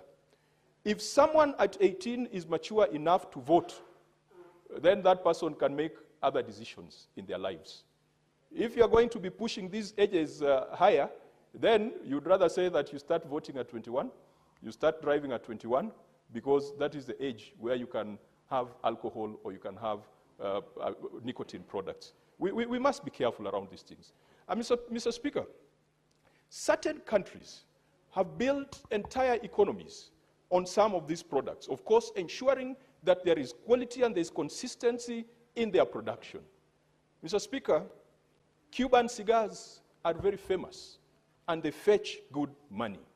They built a brand around it. But building a brand around it does not mean that it is abused domestically, because a Cuban cigar is so expensive that an average Cuban worker cannot afford it and cannot smoke it for leisure. So it has been positioned as a luxury product.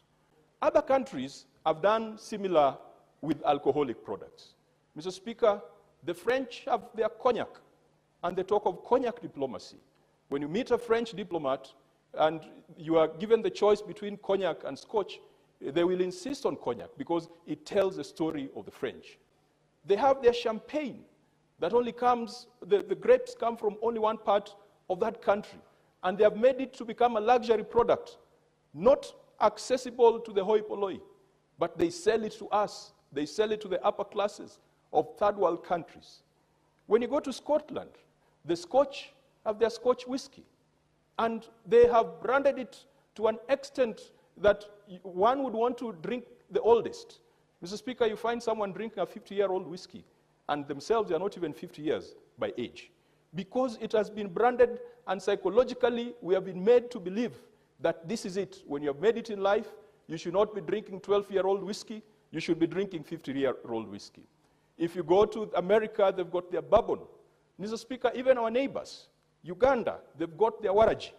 Tanzania, they've got their konyagi. Nigeria, they've got their ogogoro. And you can scan the entire world. Jamaica, they've got their rum. Certain countries like South Africa are famous for their wine that comes from the Stellenbosch region.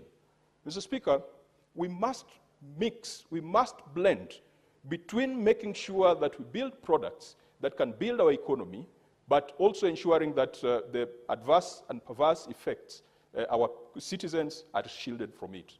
Mr. Speaker, I know that you are a man who loves literary works, and I want to invite the House to read a very interesting story by Leo Tolstoy. It is entitled The Imp and the Crust. Leo Tolstoy tries to tell the story of how man discovered alcohol. It is not a very nice story. And it is a story that says that the devil came to enslave man. And that is why the story is entitled The Imp and the Crust. Very, very interesting. And I want to encourage even the children who are in the gallery to read that story. You will realize that things like alcohol, things like cigarettes, perhaps are inventions of the devil, intended to enslave us and intended to keep us in a state where we are dazed and we are not able to work hard, and we are not able to praise and give worship to God who created humanity. Mr. Speaker, let me finalize by saying that sometimes when we do good regulations like this, or good laws like this, we then provide an opportunity for rent-seeking for the enforcement officers. Mr. Speaker, we have seen some things that happen at our airports. Immediately, we pass this law.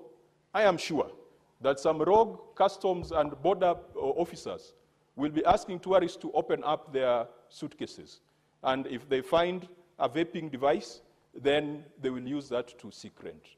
We have seen where counties have come up with alcohol restriction laws. I think Nairobi City came up with certain tobacco restriction laws. Mr. Speaker, they went ahead to deploy plainclothes policemen to walk around and to frustrate. If you're found somewhere with a cigarette, they would handcuff you, and they would demand some bribe from you, and they would generally embarrass you. Let us make sure that enforcement of these regulations and enforcement of this statute does not open another backdoor for rent-seeking, for opportunistic behaviors from our enforcement officers. And Mr. Speaker, let us also allow county governments to be in this space, because the fourth schedule of the Constitution makes things like tobacco control and liquor licensing to be a function of county governments. All these policy directives coming from NACADA, coming from the national government, must be owned and must be bought into by the county governments. Mr. Speaker, this is a good innovation. This will protect our young people from the adverse effects of these devices. And Mr. Speaker, we must support this, but we must fine-tune it to ensure that we are not trying to regulate morals. We must deal with the root cause that drives our children into tobacco abuse, into alcohol abuse, and into drug abuse. I support, Mr. Speaker. Thank you, Senator Kajwang. You have announced so many textbooks, story books to read. Maybe if you do me some favor, you write them down, because I could not even get what you mentioned. So you give me the list, and I can get the books. Honorable Senators, let me make this communication as we proceed with the contributions. Honorable Senators, I would like to acknowledge the presence in the public gallery this afternoon of visiting teachers and students from Kibiricha Junior Secondary School in Meru County. The delegation comprises 5 teachers and 60 students who are in the Senate for a one-day academic exposition. Honorable Senators, in our ancient tradition of receiving and welcoming visitors to Parliament, I extend a warm welcome to them, and on behalf of the Senate and on my own behalf, wish them a fruitful visit. Thank you. Now, Honorable Senator, since I'm on the chair, I'll give this opportunity to my friend, other sister from Meru, from Kituim, but we took her to Meru, and she accepted to be a Marian. Senator Tabitha Mutinda, invite these people. But before you do that, let me say that this is a good school from my county, and I schooled at Kibiricha boys, they're in Kibiricha girls, in an area that is very, very conducive for learning. So proceed and welcome the visitors.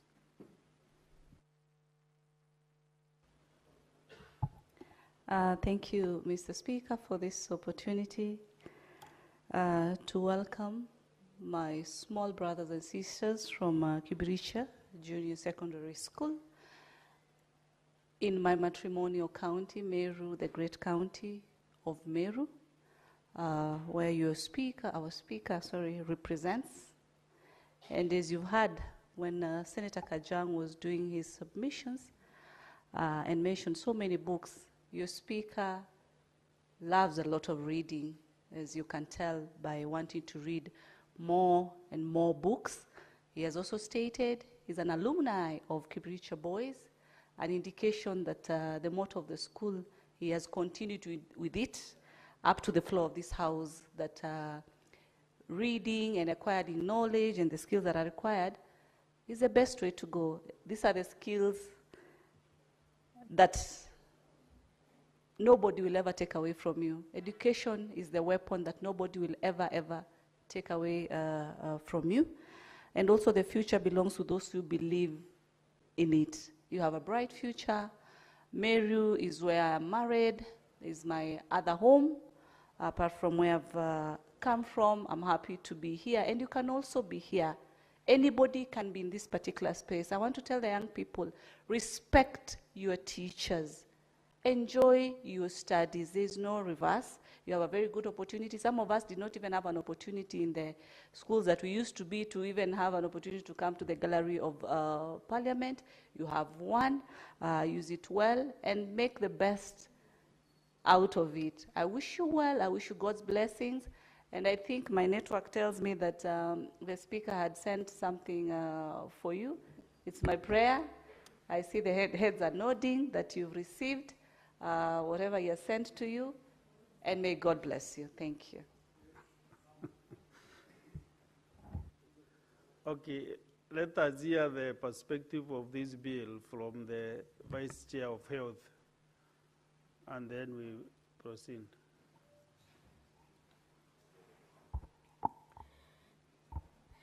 Thank you, Mr. Speaker, sir, for giving me this opportunity.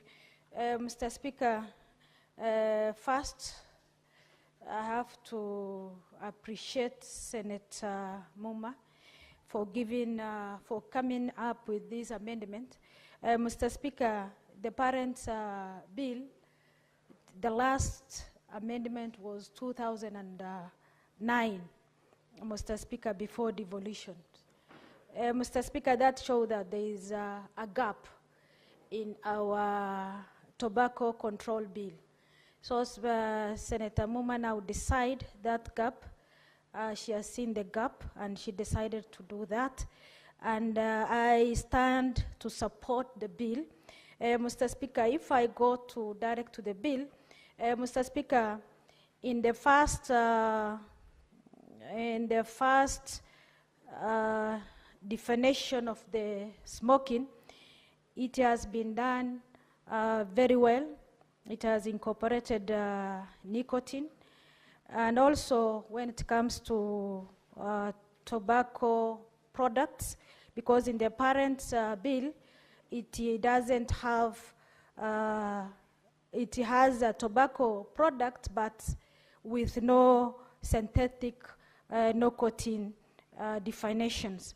So that means that the objective of the bill is to come up with a regulation of the electronic nicotine bill, Mr. Speaker.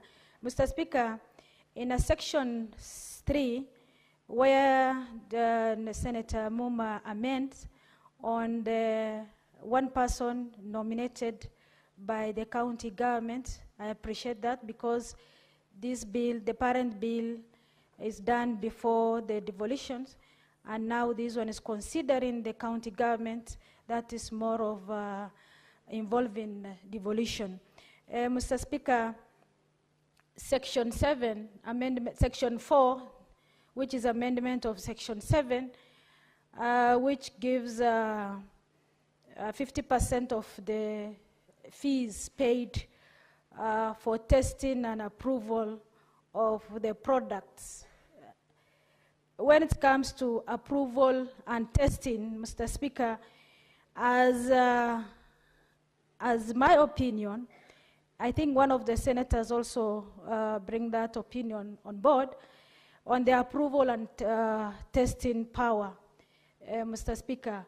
Mr. Speaker, that we have to separate the role of the power, the approval and the testing. The approval to be done by the Cabinet Secretary for Health, and the testing to be done by Kenya Bureau of Standard. Because if we do, I know it is bureaucratic for the approval and testing, but to restrict these consumptions and also for the industries, players not to do some other bribery issues, we need to separate the approval and the testing. On the 50%, my suggestion is also, Mr. Speaker, the consumption of the consumers of these products, in the long run, they end up in health problems, in the lungs cancer and so forth. Mr. Speaker, in SHA, there is a chronic illness fund. So in this, we have to have, maybe my suggestion is the 2% from the source to be deducted to go to the chronic and illness fund. That is one of the amendments which I may suggest on that, so that at least those affected people on the lungs cancers and many other chronic diseases can be catered for in health-wise, Mr. Speaker. Mr. Speaker, for the volume of narcotic system in the electronic cigarette, which she suggested, Senator Muma suggested 10 mg, and internationally it is 20 mg limit, which is suggested by, that is an industry players, that's their suggestion.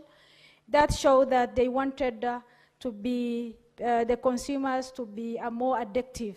To reduce that, we need to reduce the volume of the nicotine in the cigarette, Mr. Speaker. So I agree with the 10%, 10 mg nicotine in the cigarette. Mr. Speaker, there is also, when it comes to also flavors, Mr. Speaker. Mr. Speaker, these electronic cigarettes are in packaging in some kind of packaging. Like there is a filter pen, there is a flash disk, of which an ordinary person, me myself, I cannot know until maybe somebody can, maybe an experienced person can tell me this is what is a cigarette, Mr. Speaker.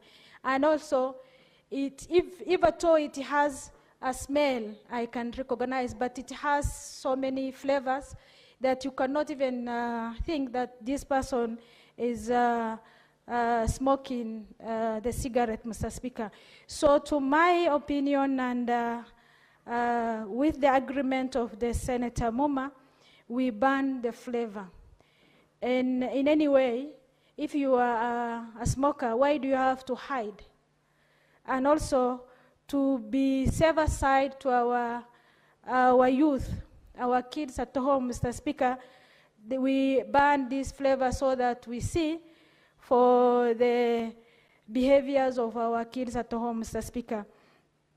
Mr. Speaker, for the online sales or hawkers and also adverts online, so Mr. Speaker, there's easy accessibility for our youth, Mr. Speaker.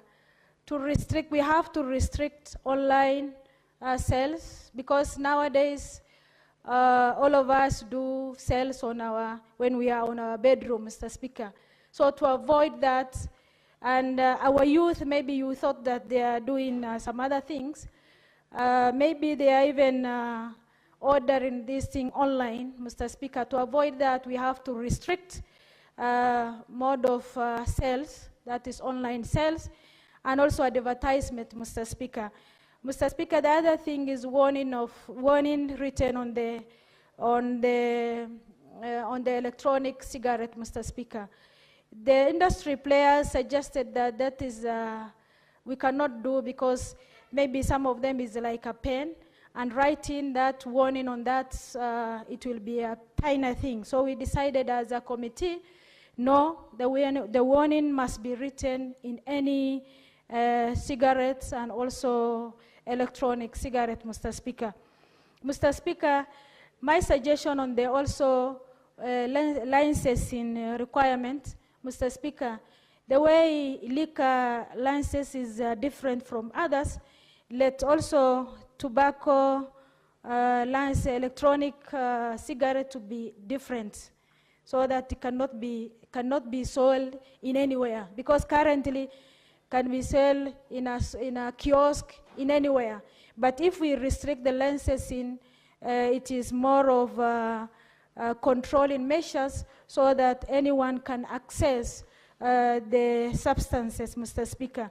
Mr. Speaker, the other one is about the board. And the board, I've already highlighted that Senator Muma has cooperated the county government, of which senators the oversighting and Senate and county government, Mr. Speaker. There is also the matter of there is a control fund, tobacco control fund. As I have already highlighted, Mr. Speaker, the fund which is in tobacco control fund, Mr. Speaker, currently they are not using properly because they are getting the money from Exchequer. Mr. Speaker, that percentage of the 2% or 5% roughly can be deducted to take to chronic illness fund. Mr. Speaker, in section 5, there is a place supplies to and by young person, Mr. Speaker, that is restricting no person should be sell tobacco products to a person under 18. Mr. Speaker, that shows that we can, kids nowadays, but with this accessibility of the electronic cigarette, which is not regulated, it is everywhere, Mr. Speaker, in primary school even, leave of secondary school, Mr. Speaker.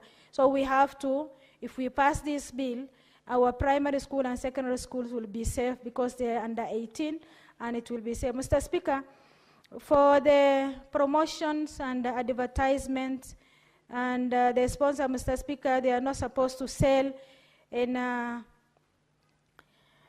no person should advertise the tobacco product on any medium of electronic, printed, or any other form of communications, because that is under online selling, on the online advert, Mr. Speaker.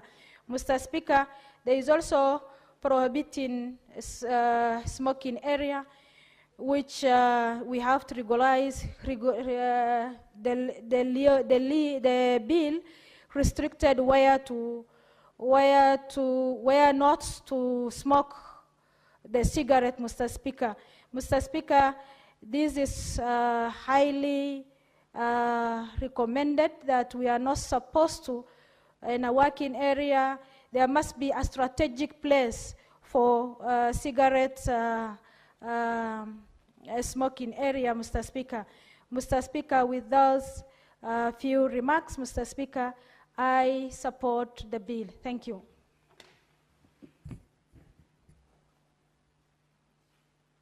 Thank you. Next is the Commissioner of Congo Mugeni, a Senator for Nyamira County. Yes, Mr. Speaker, sir, I thank you for the opportunity you have given me to contribute to this bill that has been sponsored by my good friend, Senator Catherine Muma. Mr. Speaker, I begin by saluting Senator Catherine Muma for coming up with a bill that, Mr. Speaker, poses a big, the use of e-cigarettes that is being addressed in this bill poses a big challenge to the future of our children. And I'm up, Mr. Speaker, I'm making my contribution when in the gallery there are a number of students who I believe will pay some attention to what I'm going to say. Mr. Speaker, I've read the memorandum of object and reasons in support of this bill, and I want to begin by making an appeal to my good friend Senator Muma, because of what I'm going to state on this floor. We should amend our statement of object and reasons for the bill instead of saying that the bill seeks to ensure that no products, particularly electronic nicotine delivery systems, are manufactured, distributed, or imported or sold in Kenya without the prior authorization of the Cabinet Secretary.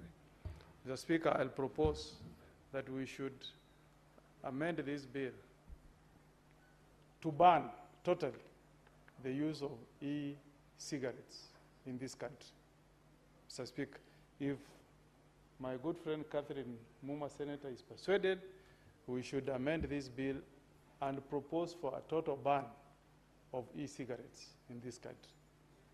Mr. Speaker, if you speak to any doctor, I was present in a sitting of the Health Committee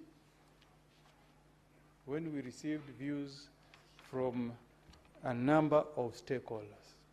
And Mr. Speaker, one of the stakeholders in that meeting was a widow of a son of a former cabinet secretary, a former minister during Moi's government, the widow of the late Peter Olo Aringo Jr. Mr. Speaker, I took videos of the presentation of that lady, the widow of the late Peter Olo Aringo Jr. And Mr. Speaker, that Kenyan who appeared before that committee had very convincing health-backed scientific reasons why we should not allow e-cigarettes to be sold in this country, Mr. Speaker. And I don't think, Mr. Speaker, as members of this august House, we should legislate to allow products that are harmful to our children to be sold in this country, Mr. Speaker. I've seen the proposals in the bill, especially in section 15, where we are saying that we are going to prohibit smoking of e-cigarettes in our homes. Mr. Speaker, do you have capacity of banning your 18-year-old from smoking e-cigarettes in your own home? What will be the legal consequence? The best thing we can do, Mr. Speaker, is to keep these products away from our borders. And Mr. Speaker, science, the research around science supports banning of e-cigarettes. The WHO itself, Mr. Speaker, and I'm happy that the chair of health is now here. He was in that meeting, Mr. Speaker, when we got that presentation from the widow of Peter Olo Aringo Jr., Mr. Speaker. Mr. Speaker, WHO has warned us.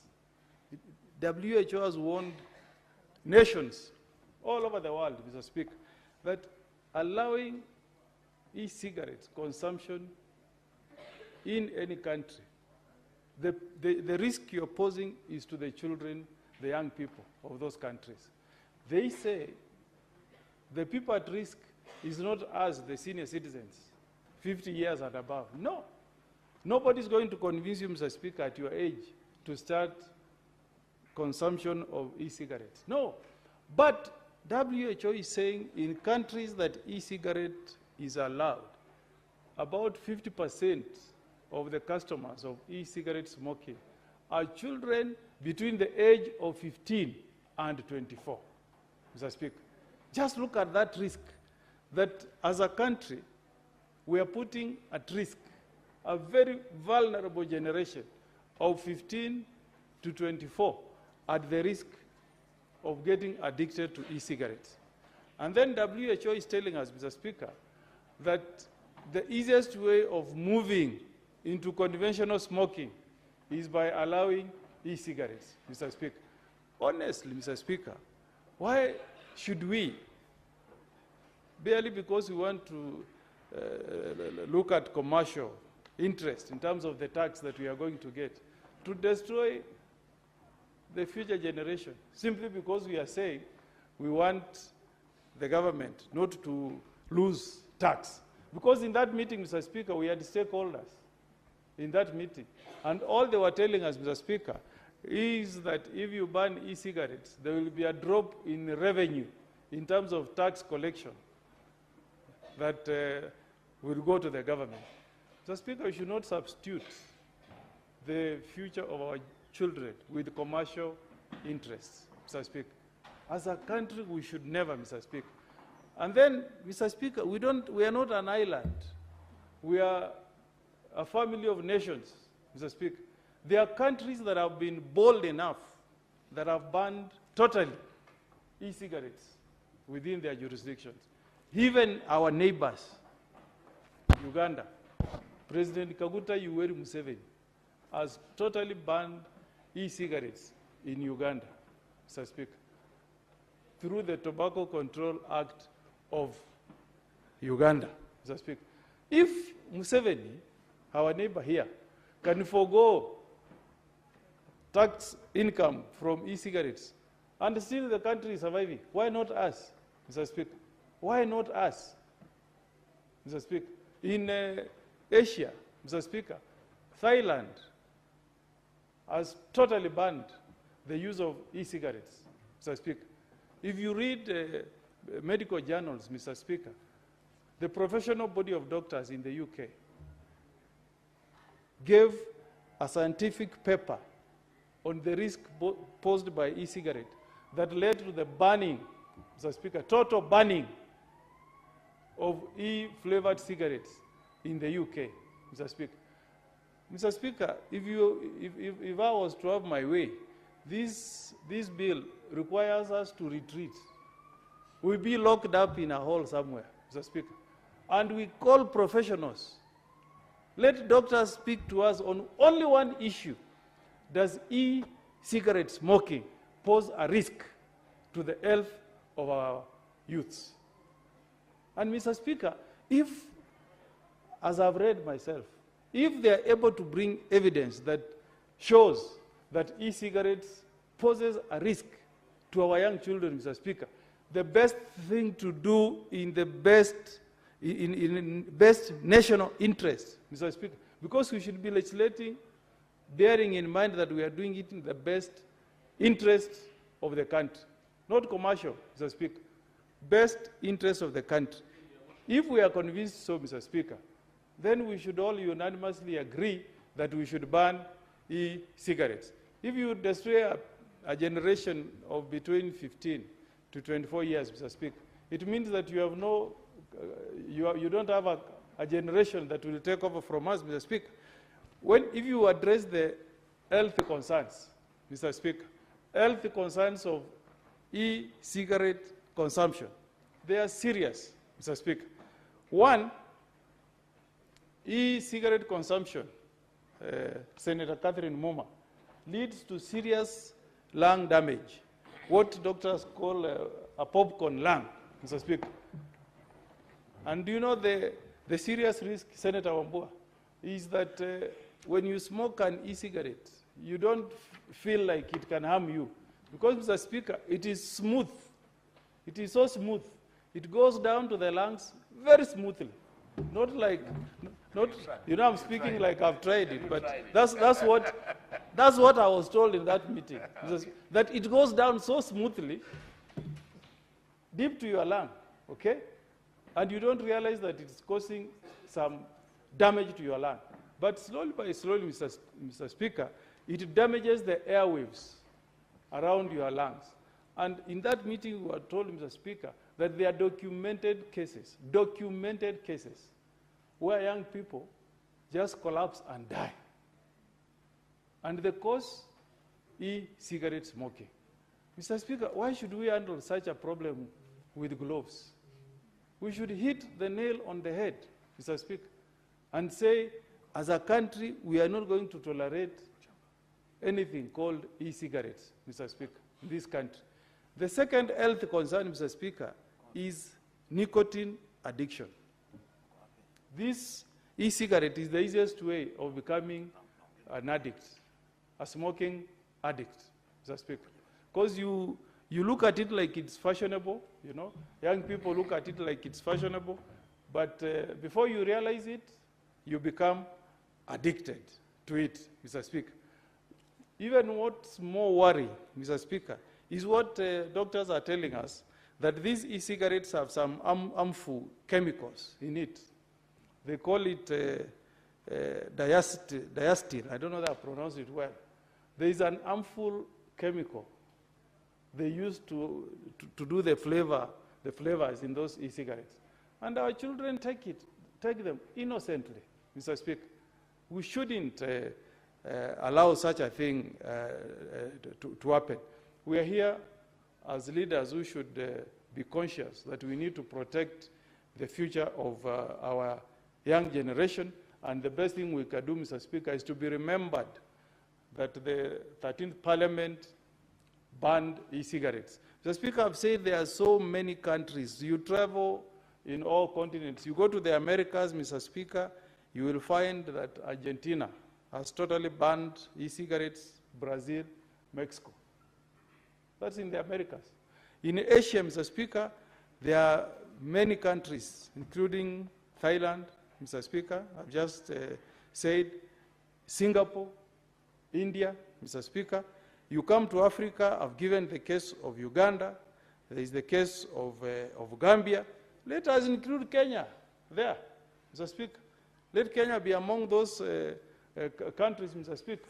And Mr. Speaker, even if you were to remove the health concerns for our young people, there is another problem, Mr. Speaker. The world is currently discussing about issues dealing with environmental conservation, Mr. Speaker. But these e-cigarettes pose a serious risk to our environment, Mr. Speaker, because the products used are non-biodegradable. Non-biodegradable, meaning that you use an e-cigarette, what remains? You throw it to the environment, you are destroying our environment, Mr. Speaker. And that's why countries like UK, Mr. Speaker, have totally banned disposable e-cigarettes. Okay? Because they are conscious that we need to protect the environment, Mr. Speaker. So I want to urge my good friend, Senator Catherine Muma, you have an opportunity to really, go on record as a senator who brought a bill that wants to protect the future of our young children. We all know, Mr. Speaker, how vulnerable our youths are in terms of some of the products that look very, very attractive, but pose serious health concerns to them, Mr. Speaker.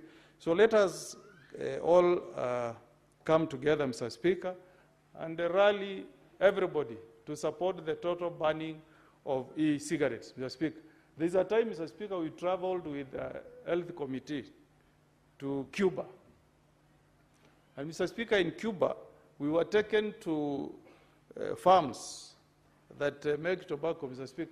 And I was impressed, though I'm not a smoker, Senator Wambua, but I was impressed that in Cuba, the people who make cigarettes are extremely conscious of the risks that cigarettes pose to human beings, especially the products that are used in manufacturing cigarettes. So what they do, Mr. Speaker, is they roll that cigarettes using the tobacco leaf itself. They don't use any external material. The cigarette is made from that tobacco leaf itself. And the WHO is telling us, Mr. Speaker, it's better to smoke that tobacco rolled in that tobacco leaf than to smoke an e-cigarette. We have tobacco in Korea. If we want to allow consumption of tobacco, let us promote the traditional tobacco smoking. Before industrialization, I'm sure our grandfathers used to smoke tobacco the traditional way. You fold the leaf and you smoke it, natural from the farm, Mr. Speaker. But this one of e-cigarette, Mr. Speaker, we should not entertain the selling of e-cigarettes in our country. So, Mr. Speaker, I don't want to go to the details of what is contained in the bill, but I also want to draw concern on some of the provisions I continuously keep seeing on our bills. We keep saying, like what I'm seeing in Section 3, that we need one person nominated by Council of County Governors, Mr. Speaker. Have you ever seen, even one day, an advert in a newspaper from the Council of Governors inviting Kenyans to apply to be appointed to any board, Mr. Speaker? What has been happening is that you put this clause, friends or supporters of governors are the ones who are nominated to sit in these bodies. If we want to entertain the involvement of, it's called COG, Council of County Governors, in some of these legislations, Mr. Speaker, we should say nominated through a competitive process, so that we rotate all these positions. We have 47 counties, Mr. Speaker. If one legislation, a representative is picked from Meru, next time it should be Kitui. In another legislation, it should be from Nyamira, Mr. Speaker. But this one of just saying nominated by Council of County Governors, Mr. Speaker, without a merit-based process, you will get that it's just friends of maybe, and I'm not referring to the current chairman, but probably it's just friends of either the chairman, or if there is a committee that deals with issues of tobacco, they are the ones who select people to sit there. Let us make it merit-based, competitive. Senator Wambua, this matter is dear, and I hope I've convinced one or two senators, including yourself, yes, that we should support total banning of e-cigarettes. I've said the WHO supports that position. We have several cases. We can take best examples from countries that have banned it, then we join the progressive countries that want to protect our children. With those remarks, Mr. Speaker, sir, very well, I support. Thank you, Commissioner. Senator Wambua Enoch.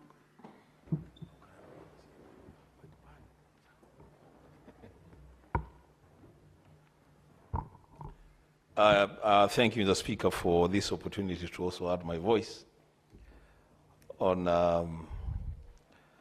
this bill sponsored by our friend, our colleague, Senator Catherine Muma. Mr. Speaker, I want to begin by, of course, congratulating Senator Muma for bringing this bill for us to debate, take a vote, and then make a decision on which way to go in matters relating to e-cigarettes. Mr. Speaker, it should be remembered by all of us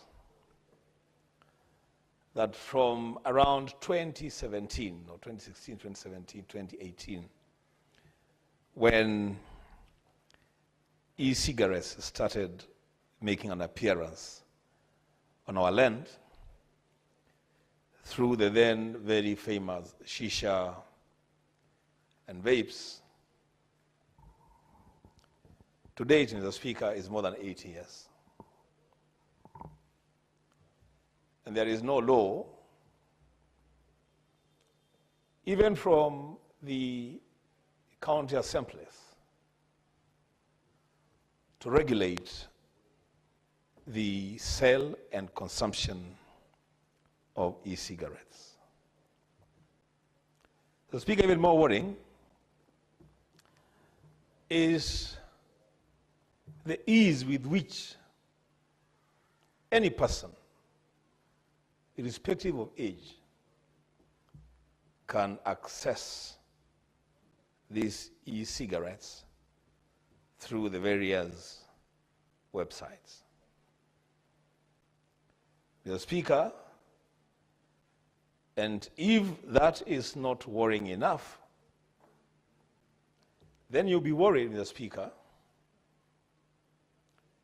by realizing the amount of nicotine packed into those vapes by the manufacturers and the dealers. So, Speaker, here in Kenya, and I've had my own conversations with the promoter of the bill, and she has shown me vapes containing as much as 12,000 puffs in small units. Others with 2,500 puffs, others with 9,000 puffs. Whereas, Mr. Speaker, from the manufacturers, the countries that manufacture these vapes and sell to our children in Kenya, the maximum number of puffs in those gadgets is 600. So, Mr. Speaker, it begs the question, if we are not just a dumping ground for those dangerous vapes, then what are we? The Speaker, we have a duty as leaders to protect our children. Yes, arguments have been put forth that at the age of 18, we should let our children make decisions on what they want to do with their lives. But, Mr. Speaker, truth be told, this is one avenue where an argument can be put forward that it provides fertile grounds for child abuse and killing the future of our children. I'm happy today, Mr. Speaker, because we are debating this bill when we have students visiting us from different schools.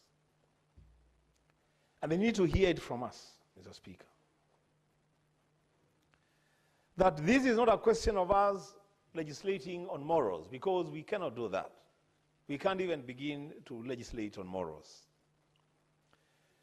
The Senator for Nyamira, the senior counsel, and our commissioner in the Parliamentary Service Commission, has proposed an engagement, a conversation between us as legislators and the Ministry of Health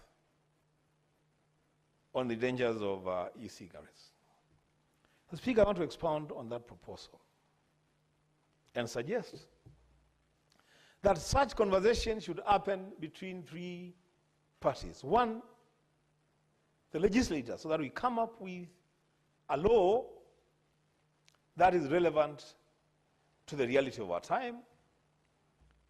The second partner or party to that conversation should be that Ministry of Health, and what we should be asking them to tell us from research is whether there is any known benefit of inhaling e-cigarettes, any known benefit.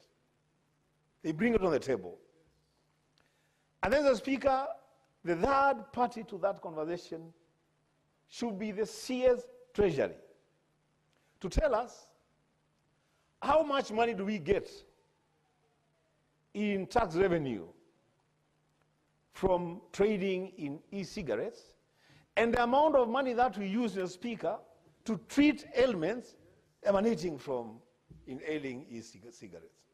So, Speaker, we may be surprised to realize that it is a zero-sum game. In fact, we could be spending a lot more money on treatment for ailments associated with e-cigarettes and for rehabilitation of people, young people, and even adults that have been hooked and in rehabilitation centers than the amount of money that we get in taxes. Mr. Speaker, if it is true, and I don't doubt it, that Uganda, our neighbor, has decided to forego the revenue emanating from taxes on e-cigarettes, why should we have a problem with making that decision? Mr. Speaker, I am inclined, and you know this is the beauty of debate, I'm inclined to think along the lines of my colleague, Senator Eric Mogeni, that perhaps actually what we should do is to ban trade in e-cigarettes and consumption of e-cigarettes in this country. For a good reason, Mr. Speaker. Mr. Speaker, you know, I've also realized that for some reason, in this country, and I'm not saying this because I belong to the other side of the political divide, but Mr. Speaker, I've also realized that people are a bit timid in making bold decisions. Today, Mr. Speaker, I saw a very bold decision which asks a lot of our people in Tanzania, where the government has just decided to limit the businesses that non-citizens of Tanzania can be engaged in while in Tanzania. They have even gone ahead, Mr. Speaker, to say that any local, any citizen who in any way facilitates a non-citizen to carry out certain businesses, including, Mr. Speaker, our own global innovation on M-Pesa trading, that any Tanzanian who aids any person from outside Tanzania to carry out money transfer, electronic money transfer, or telephone-based money transfer, commits a crime and is liable to a fine and a term in jail. Mr. Speaker, that decision in itself, it's a bad decision for us, but it is a bold decision. As Speaker, we can take bold decisions in this country and say that because the benefits of trading in and consuming e-cigarettes, Mr. Speaker, face to nothing compared to the losses in terms of health, then we should take the bold decision and do away with e-cigarettes in this country. Mr. Speaker, again, in this country you realize that the websites that are selling e-cigarettes, there is, Mr. Speaker, so much of those products, so many of them, packaged in ways that are very, very attractive to young people. I've had, Mr. Speaker, an opportunity to look at some of them packaged as marker pens, you know, looking beautiful mark pens. Some of them looking like toys. Some looking like sweets. No, lollipops. And, Mr. Speaker, to add injury to, or insult to injury, Mr. Speaker, they are flavored, you know. It's a chocolate flavor, no, strawberry flavor. So when you consume, you actually convince yourself, and I heard Senator Mogeni saying it goes in so smoothly, but he also made a rejoinder that he has not tried it. The Speaker, that must all be subjected to some analysis. We need to be sure. The way he explained it, it seems like a person who has first-hand experience, you know. It goes in so smoothly. And imagine it going down so smoothly for young people. And it is sold as a sweet with strawberry flavor. What will stop our kids from buying these products, Mr. Speaker? And then they get hooked to nicotine. Mr. Speaker, As I said, first of all, as a stopgap measure, as we move now towards a conversation on the ban, let us be very clear that you cannot have those products on Kenyan soil if and when they are flavored. Let's begin from there. That you can, nicotine is nicotine, cigarette is cigarette. It must smell as it should. I mean, it must taste as it should. Don't put flavors into it to make it attractive or want to conceal the dangers of cigarette smoking. The Speaker, the bill as proposed, the amendment as proposed by Senator Catherine Muma, in Section 8, is the one that addresses the packaging and bans the sale, open sale of e-cigarettes in public vehicles, in public spaces. No, that's Section 9. Section 8 deals with the packaging using items that appeal to underage children, like sweets and toys. All that is good. The Speaker, as I conclude, I want to make an observation about that Section 3, the inclusion of a person nominated by the Council of Governors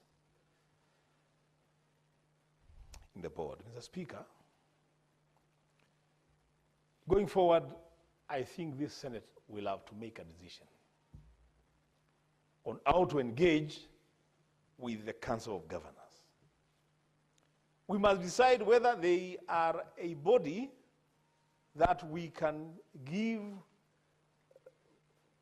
legal responsibilities, and then in that case, make a decision on how they will be funded, or just decide that they are an amorphous body and then we don't assign any roles and responsibilities to them.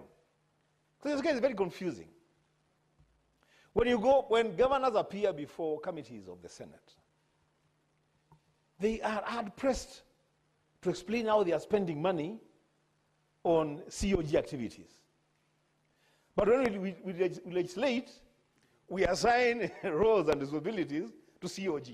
Mr. Speaker, that decision, and because I know, Mr. Speaker, you are the chair, the able chair of the Legal Affairs Department. Mr. Speaker, you must unbundle that confusion for this Senate. That from one side of the mouth, the Senate is saying, you know, the COG should undertake these responsibilities. On the other side of the mouth, you are putting governors on the spot for spending money to facilitate the COG to undertake activities that you as the Senate have given to them. Mr. Speaker, this is not, it doesn't look good. And because you sit there as a Speaker and we know your abilities, the Speaker do something about that. So that then we don't have situations where we are making laws and every time we are debating a bill, it has a role that has been assigned to the COG, and yet we are not very, very clear on the legality of that body called the COG. Mr. Speaker, with those many remarks, I congratulate Senator Muma for bringing up this bill and challenge Senator Muma and challenge this House to push this government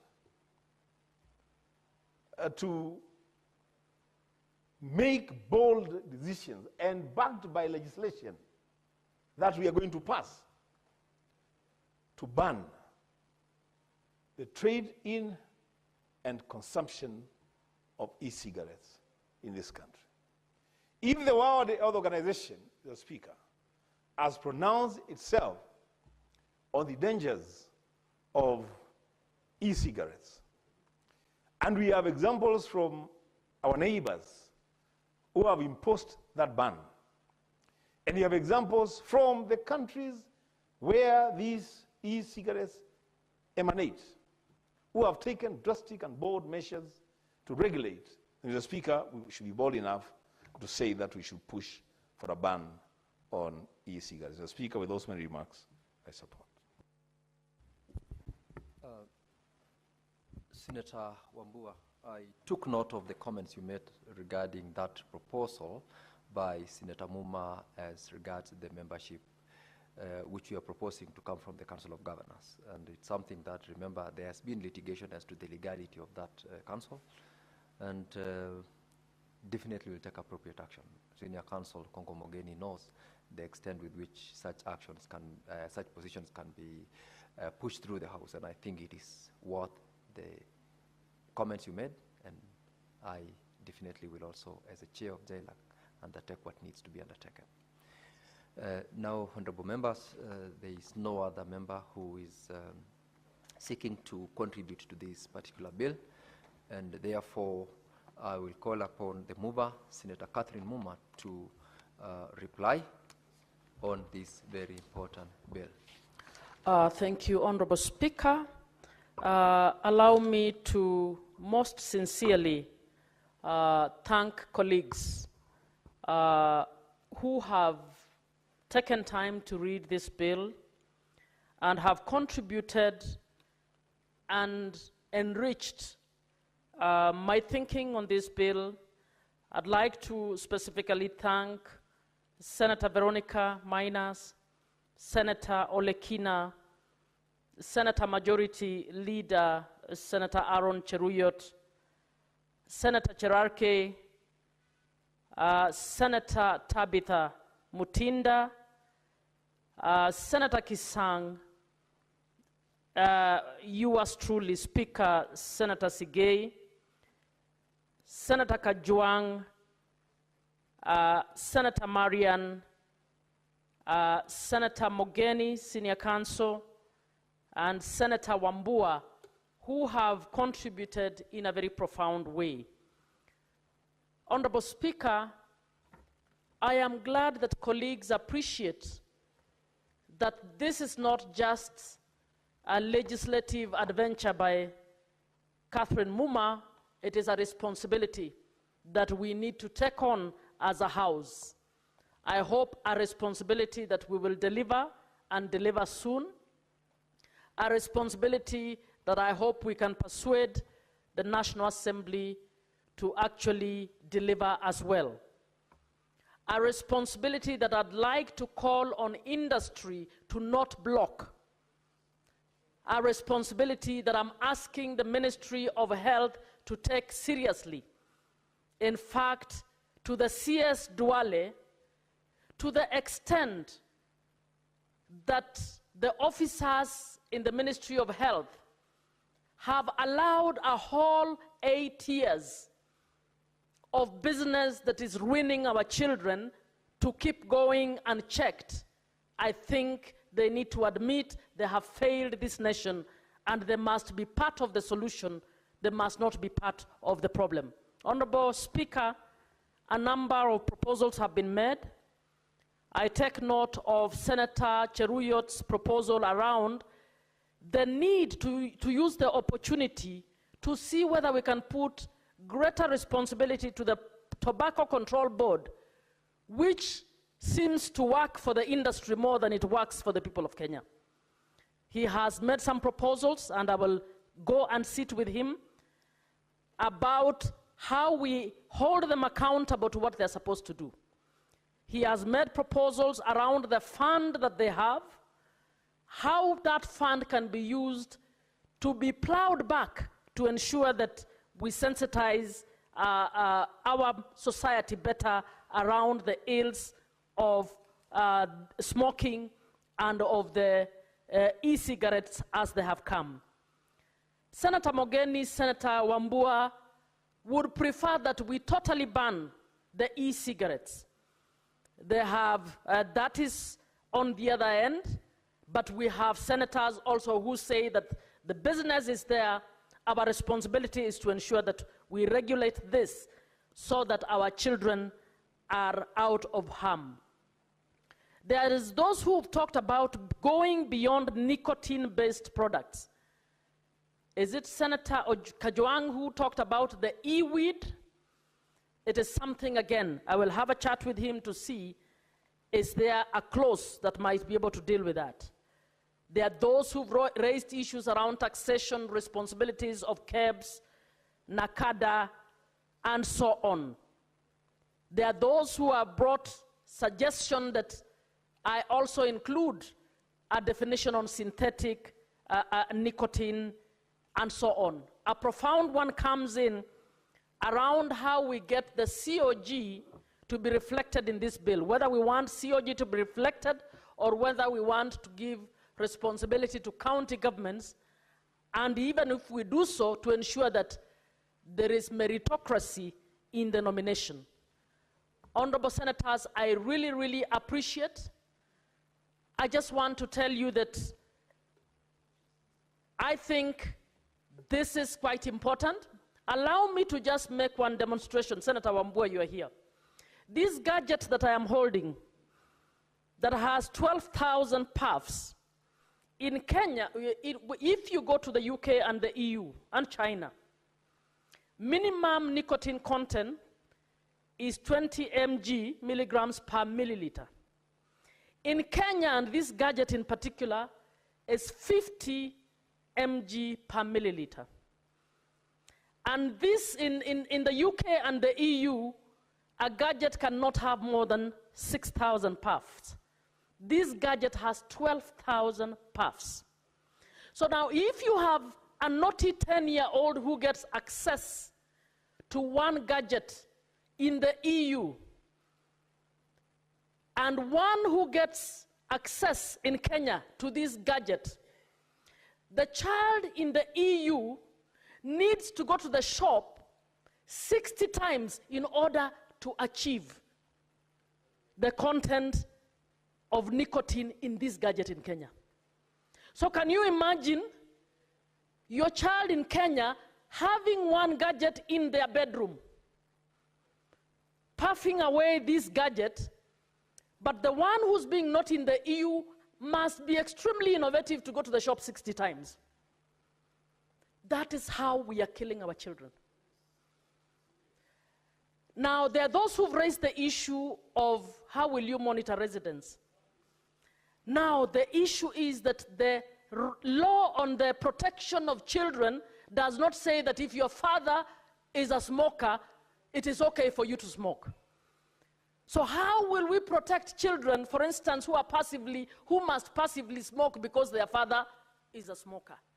When you talk about residents, and the children get to know that a household is a place where you should not be smoking. Number one, even when they're coming in, they need to be careful. Number two, a careful parent will take that law seriously, will actually go outside of that house when they want to smoke. So it's not just a law in vain. Even though it may not be implemented, it sends a serious message that we are also worried about the children of those of you who smoke, that they are equal children with equal right in these countries, and we are cognizant of the fact that you might be making them passive smokers in your house. So I'd like members to look at this in this regard.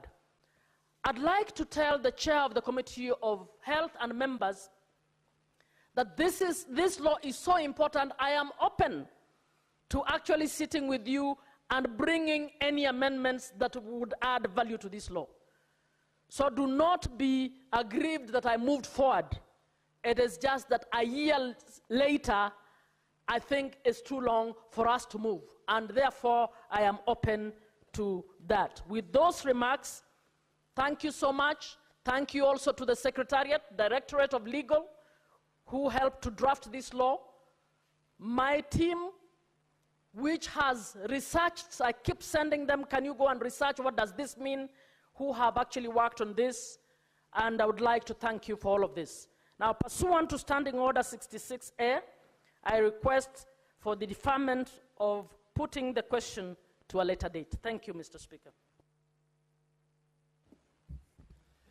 Thank you, Senator Catherine Muma. Pursuant to, yes, she has replied. Kindly rephrase the closing comment. Honorable Speaker, I reply. And pursuant to Standing Order 66, I request for the deferment of putting of the question. Thank you. That's now in order. Thank you. Now, pursuant to Standing Order 66, the putting of the question is hereby deferred to the next sitting of the House. And now, honorable members, for the convenience of the House, we will rearrange the order paper and call order number 20.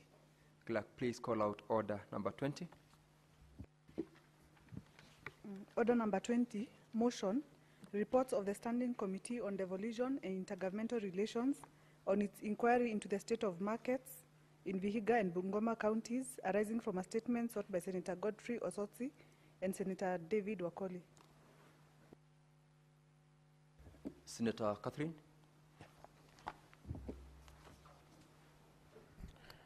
Mr. Speaker, on Wednesday, 27th March 2024, the Senator for Bungoma County, Senator David Wafula Wakoli, MP, rose pursuant to Standing Order 53-1 to seek a statement from the Standing Committee on Devolution and Intergovernmental Relations regarding the state of markets in Bungoma County.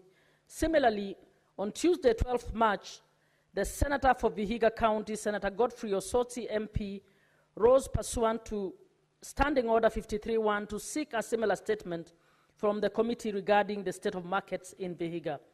Mr. Speaker, in the statement, Senator Wakoli, MP, the Senator for Bungoma County, sought a report on the state of key markets in Bungoma, including but not limited to Chepkube in Bungoma Town, Misiru, Kamukuywa, Matisi, Bukembe, Mateka, Chwele, Kimilili, Cheptais, Sirisia, Kapkateni, Kapsokwani, Kabula, Kandui, Mayanja, and Mateka, specifically addressing the availability and functionality of essential services such as water supply, street lighting, infrastructure, waste management, and sanitation. Additionally, he requested to be furnished with a status update of all market improvements and or expansion projects initiated by County Government of Bungoma for the financial year 2013 to 2014 to date. From the financial year 2013 to 2013-2014 to date. Further, the Senator requested for a breakdown of the on-source revenues generated by the county government from each market from 2018-2019 to date, giving a comparison of the revenue to the total cost incurred for services, construction, and market improvements, as well as the amount retained from the revenue.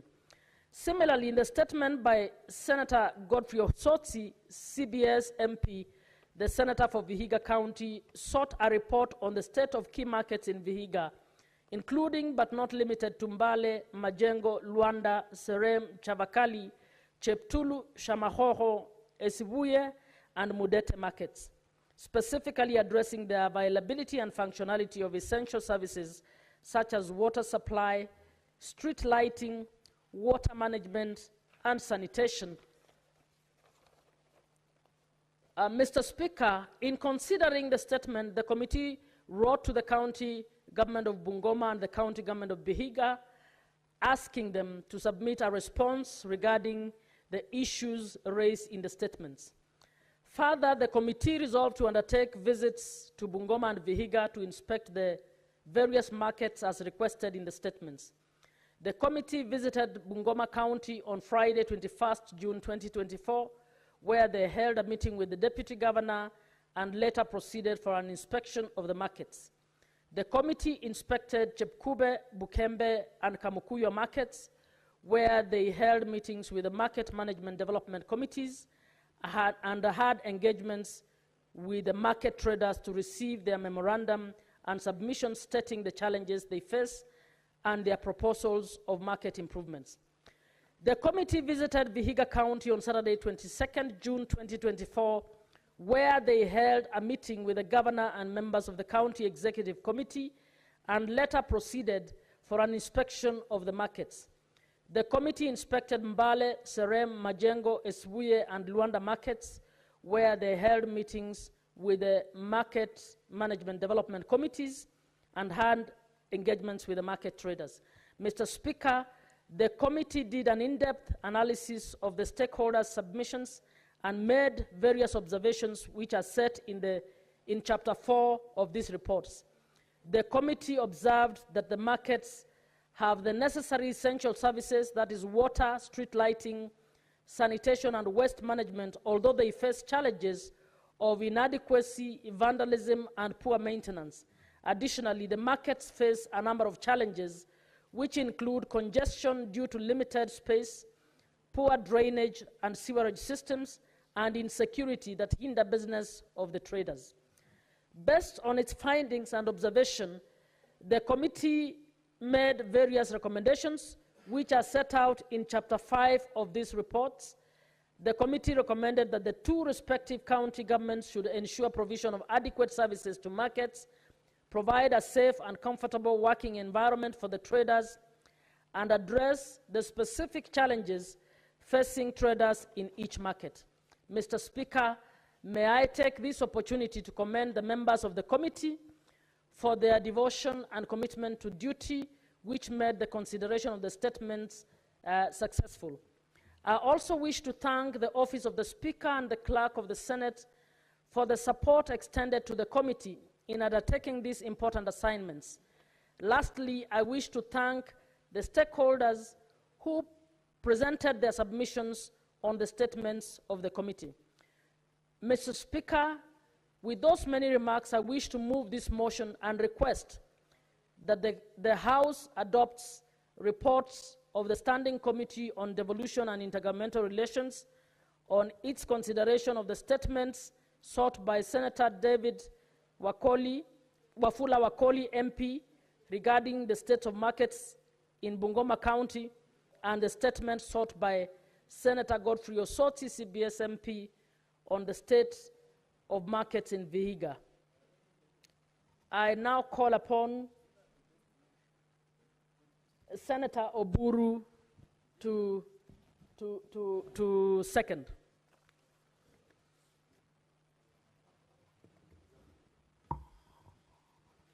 Yeah, Mr.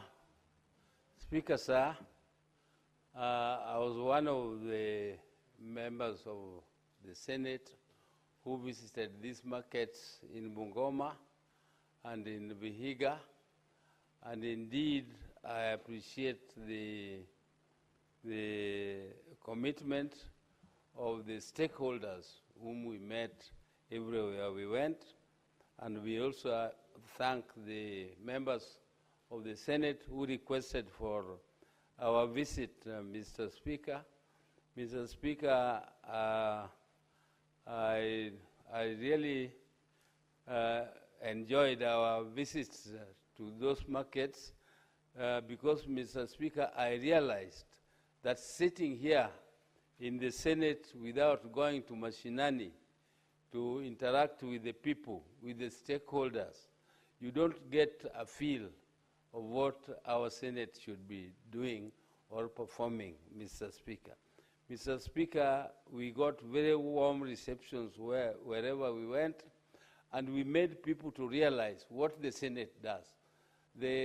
A lot of people don't realize the role of the Senate, and when we went there and explained and talked to the Wananchi were very, very receptive, and they gave us a lot of information which was very useful to us in writing the reports which have come out here. And I would want to second and urge members to debate our report objectively and come out with further recommendations or support the recommendations which we have made, Mr. Speaker, in these reports in the markets in Bungoma and in the markets in Vihiga constituency, Mr. Speaker. Mr. Speaker, I beg to second. I do think that you must have meant Vihiga County and not constituency. Now, Honorable Senators, I now propose the question that the Senate adopts reports of the Standing Committee on Devolution and Intergovernmental Relations on its inquiry into the state of markets in Vihiga and Bungoma counties arising from statements sought by Senator Godfrey Osotsi, MP, and Senator David Wafula Wakoli, MP, laid on the table of the Senate on Tuesday, 1st of October, 2024. Now, honorable members, the motion is now available for debate by members. I see Senator Wambua has requested to speak to it, and I will allow you to proceed to comment on the motion. I thank you, the Speaker. Speaker, I will share the time that I have with my colleague, Senator Mugeni. So, first of all, Mr. Speaker, is to thank the committee for making those visits to Bungoma and Vihiga, Mr. Speaker, to see what is happening, especially on our markets in those two counties.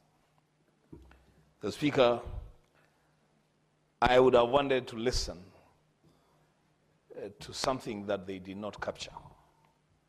And perhaps this is my way of enriching that report. The Speaker, the fourth schedule of our Constitution, Part 2, lists markets as the development of markets, the regulation of markets as a devolved function. The Speaker, in this administration, we have seen an increase in cases where the national government is overreaching and taking up devolved functions, especially in the area of markets.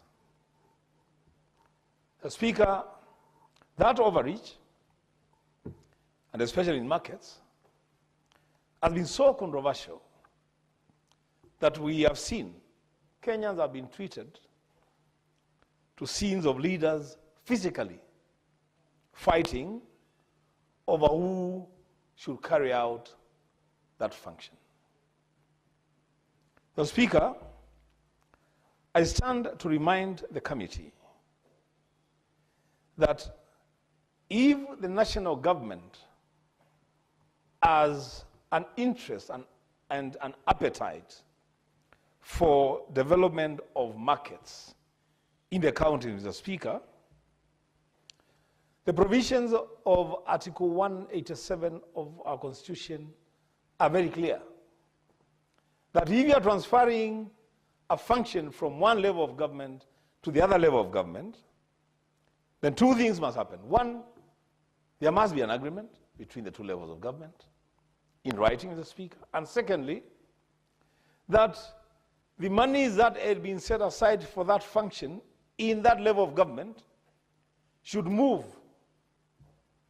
to the next level, but responsibility remains with the original level of government. Mr. Speaker, I would have wanted to hear from the committee telling us the markets that have been developed, especially by the Ministry of Housing, under the Economic Stimulus Program, how many of those markets have followed the provisions of 187 of the Constitution? And in the absence of that, Mr. Speaker, is somebody at the national government liable for an offense of misuse or misallocation of public resources. Mr. Speaker, I am not opposed to the development of markets in any corner of the country. But Mr. Speaker, it must be clear to the national government that markets are a devolved function, and if they want to undertake those functions, Mr. Speaker, then they should invoke the provisions of 187. And lastly, Mr. Speaker, that the national government must never forget that under Part 1 of the fourth schedule, they have a responsibility to build capacity and provide technical assistance to the counties. Mr. Speaker, perhaps building capacity and providing technical assistance does not open any avenues for exchange of any funds. But Mr. Speaker, it is a responsibility assigned to the national government by the Constitution. Mr. Speaker, with those few remarks, Mr. Speaker, I support the report. Senator Okongo Mogeni.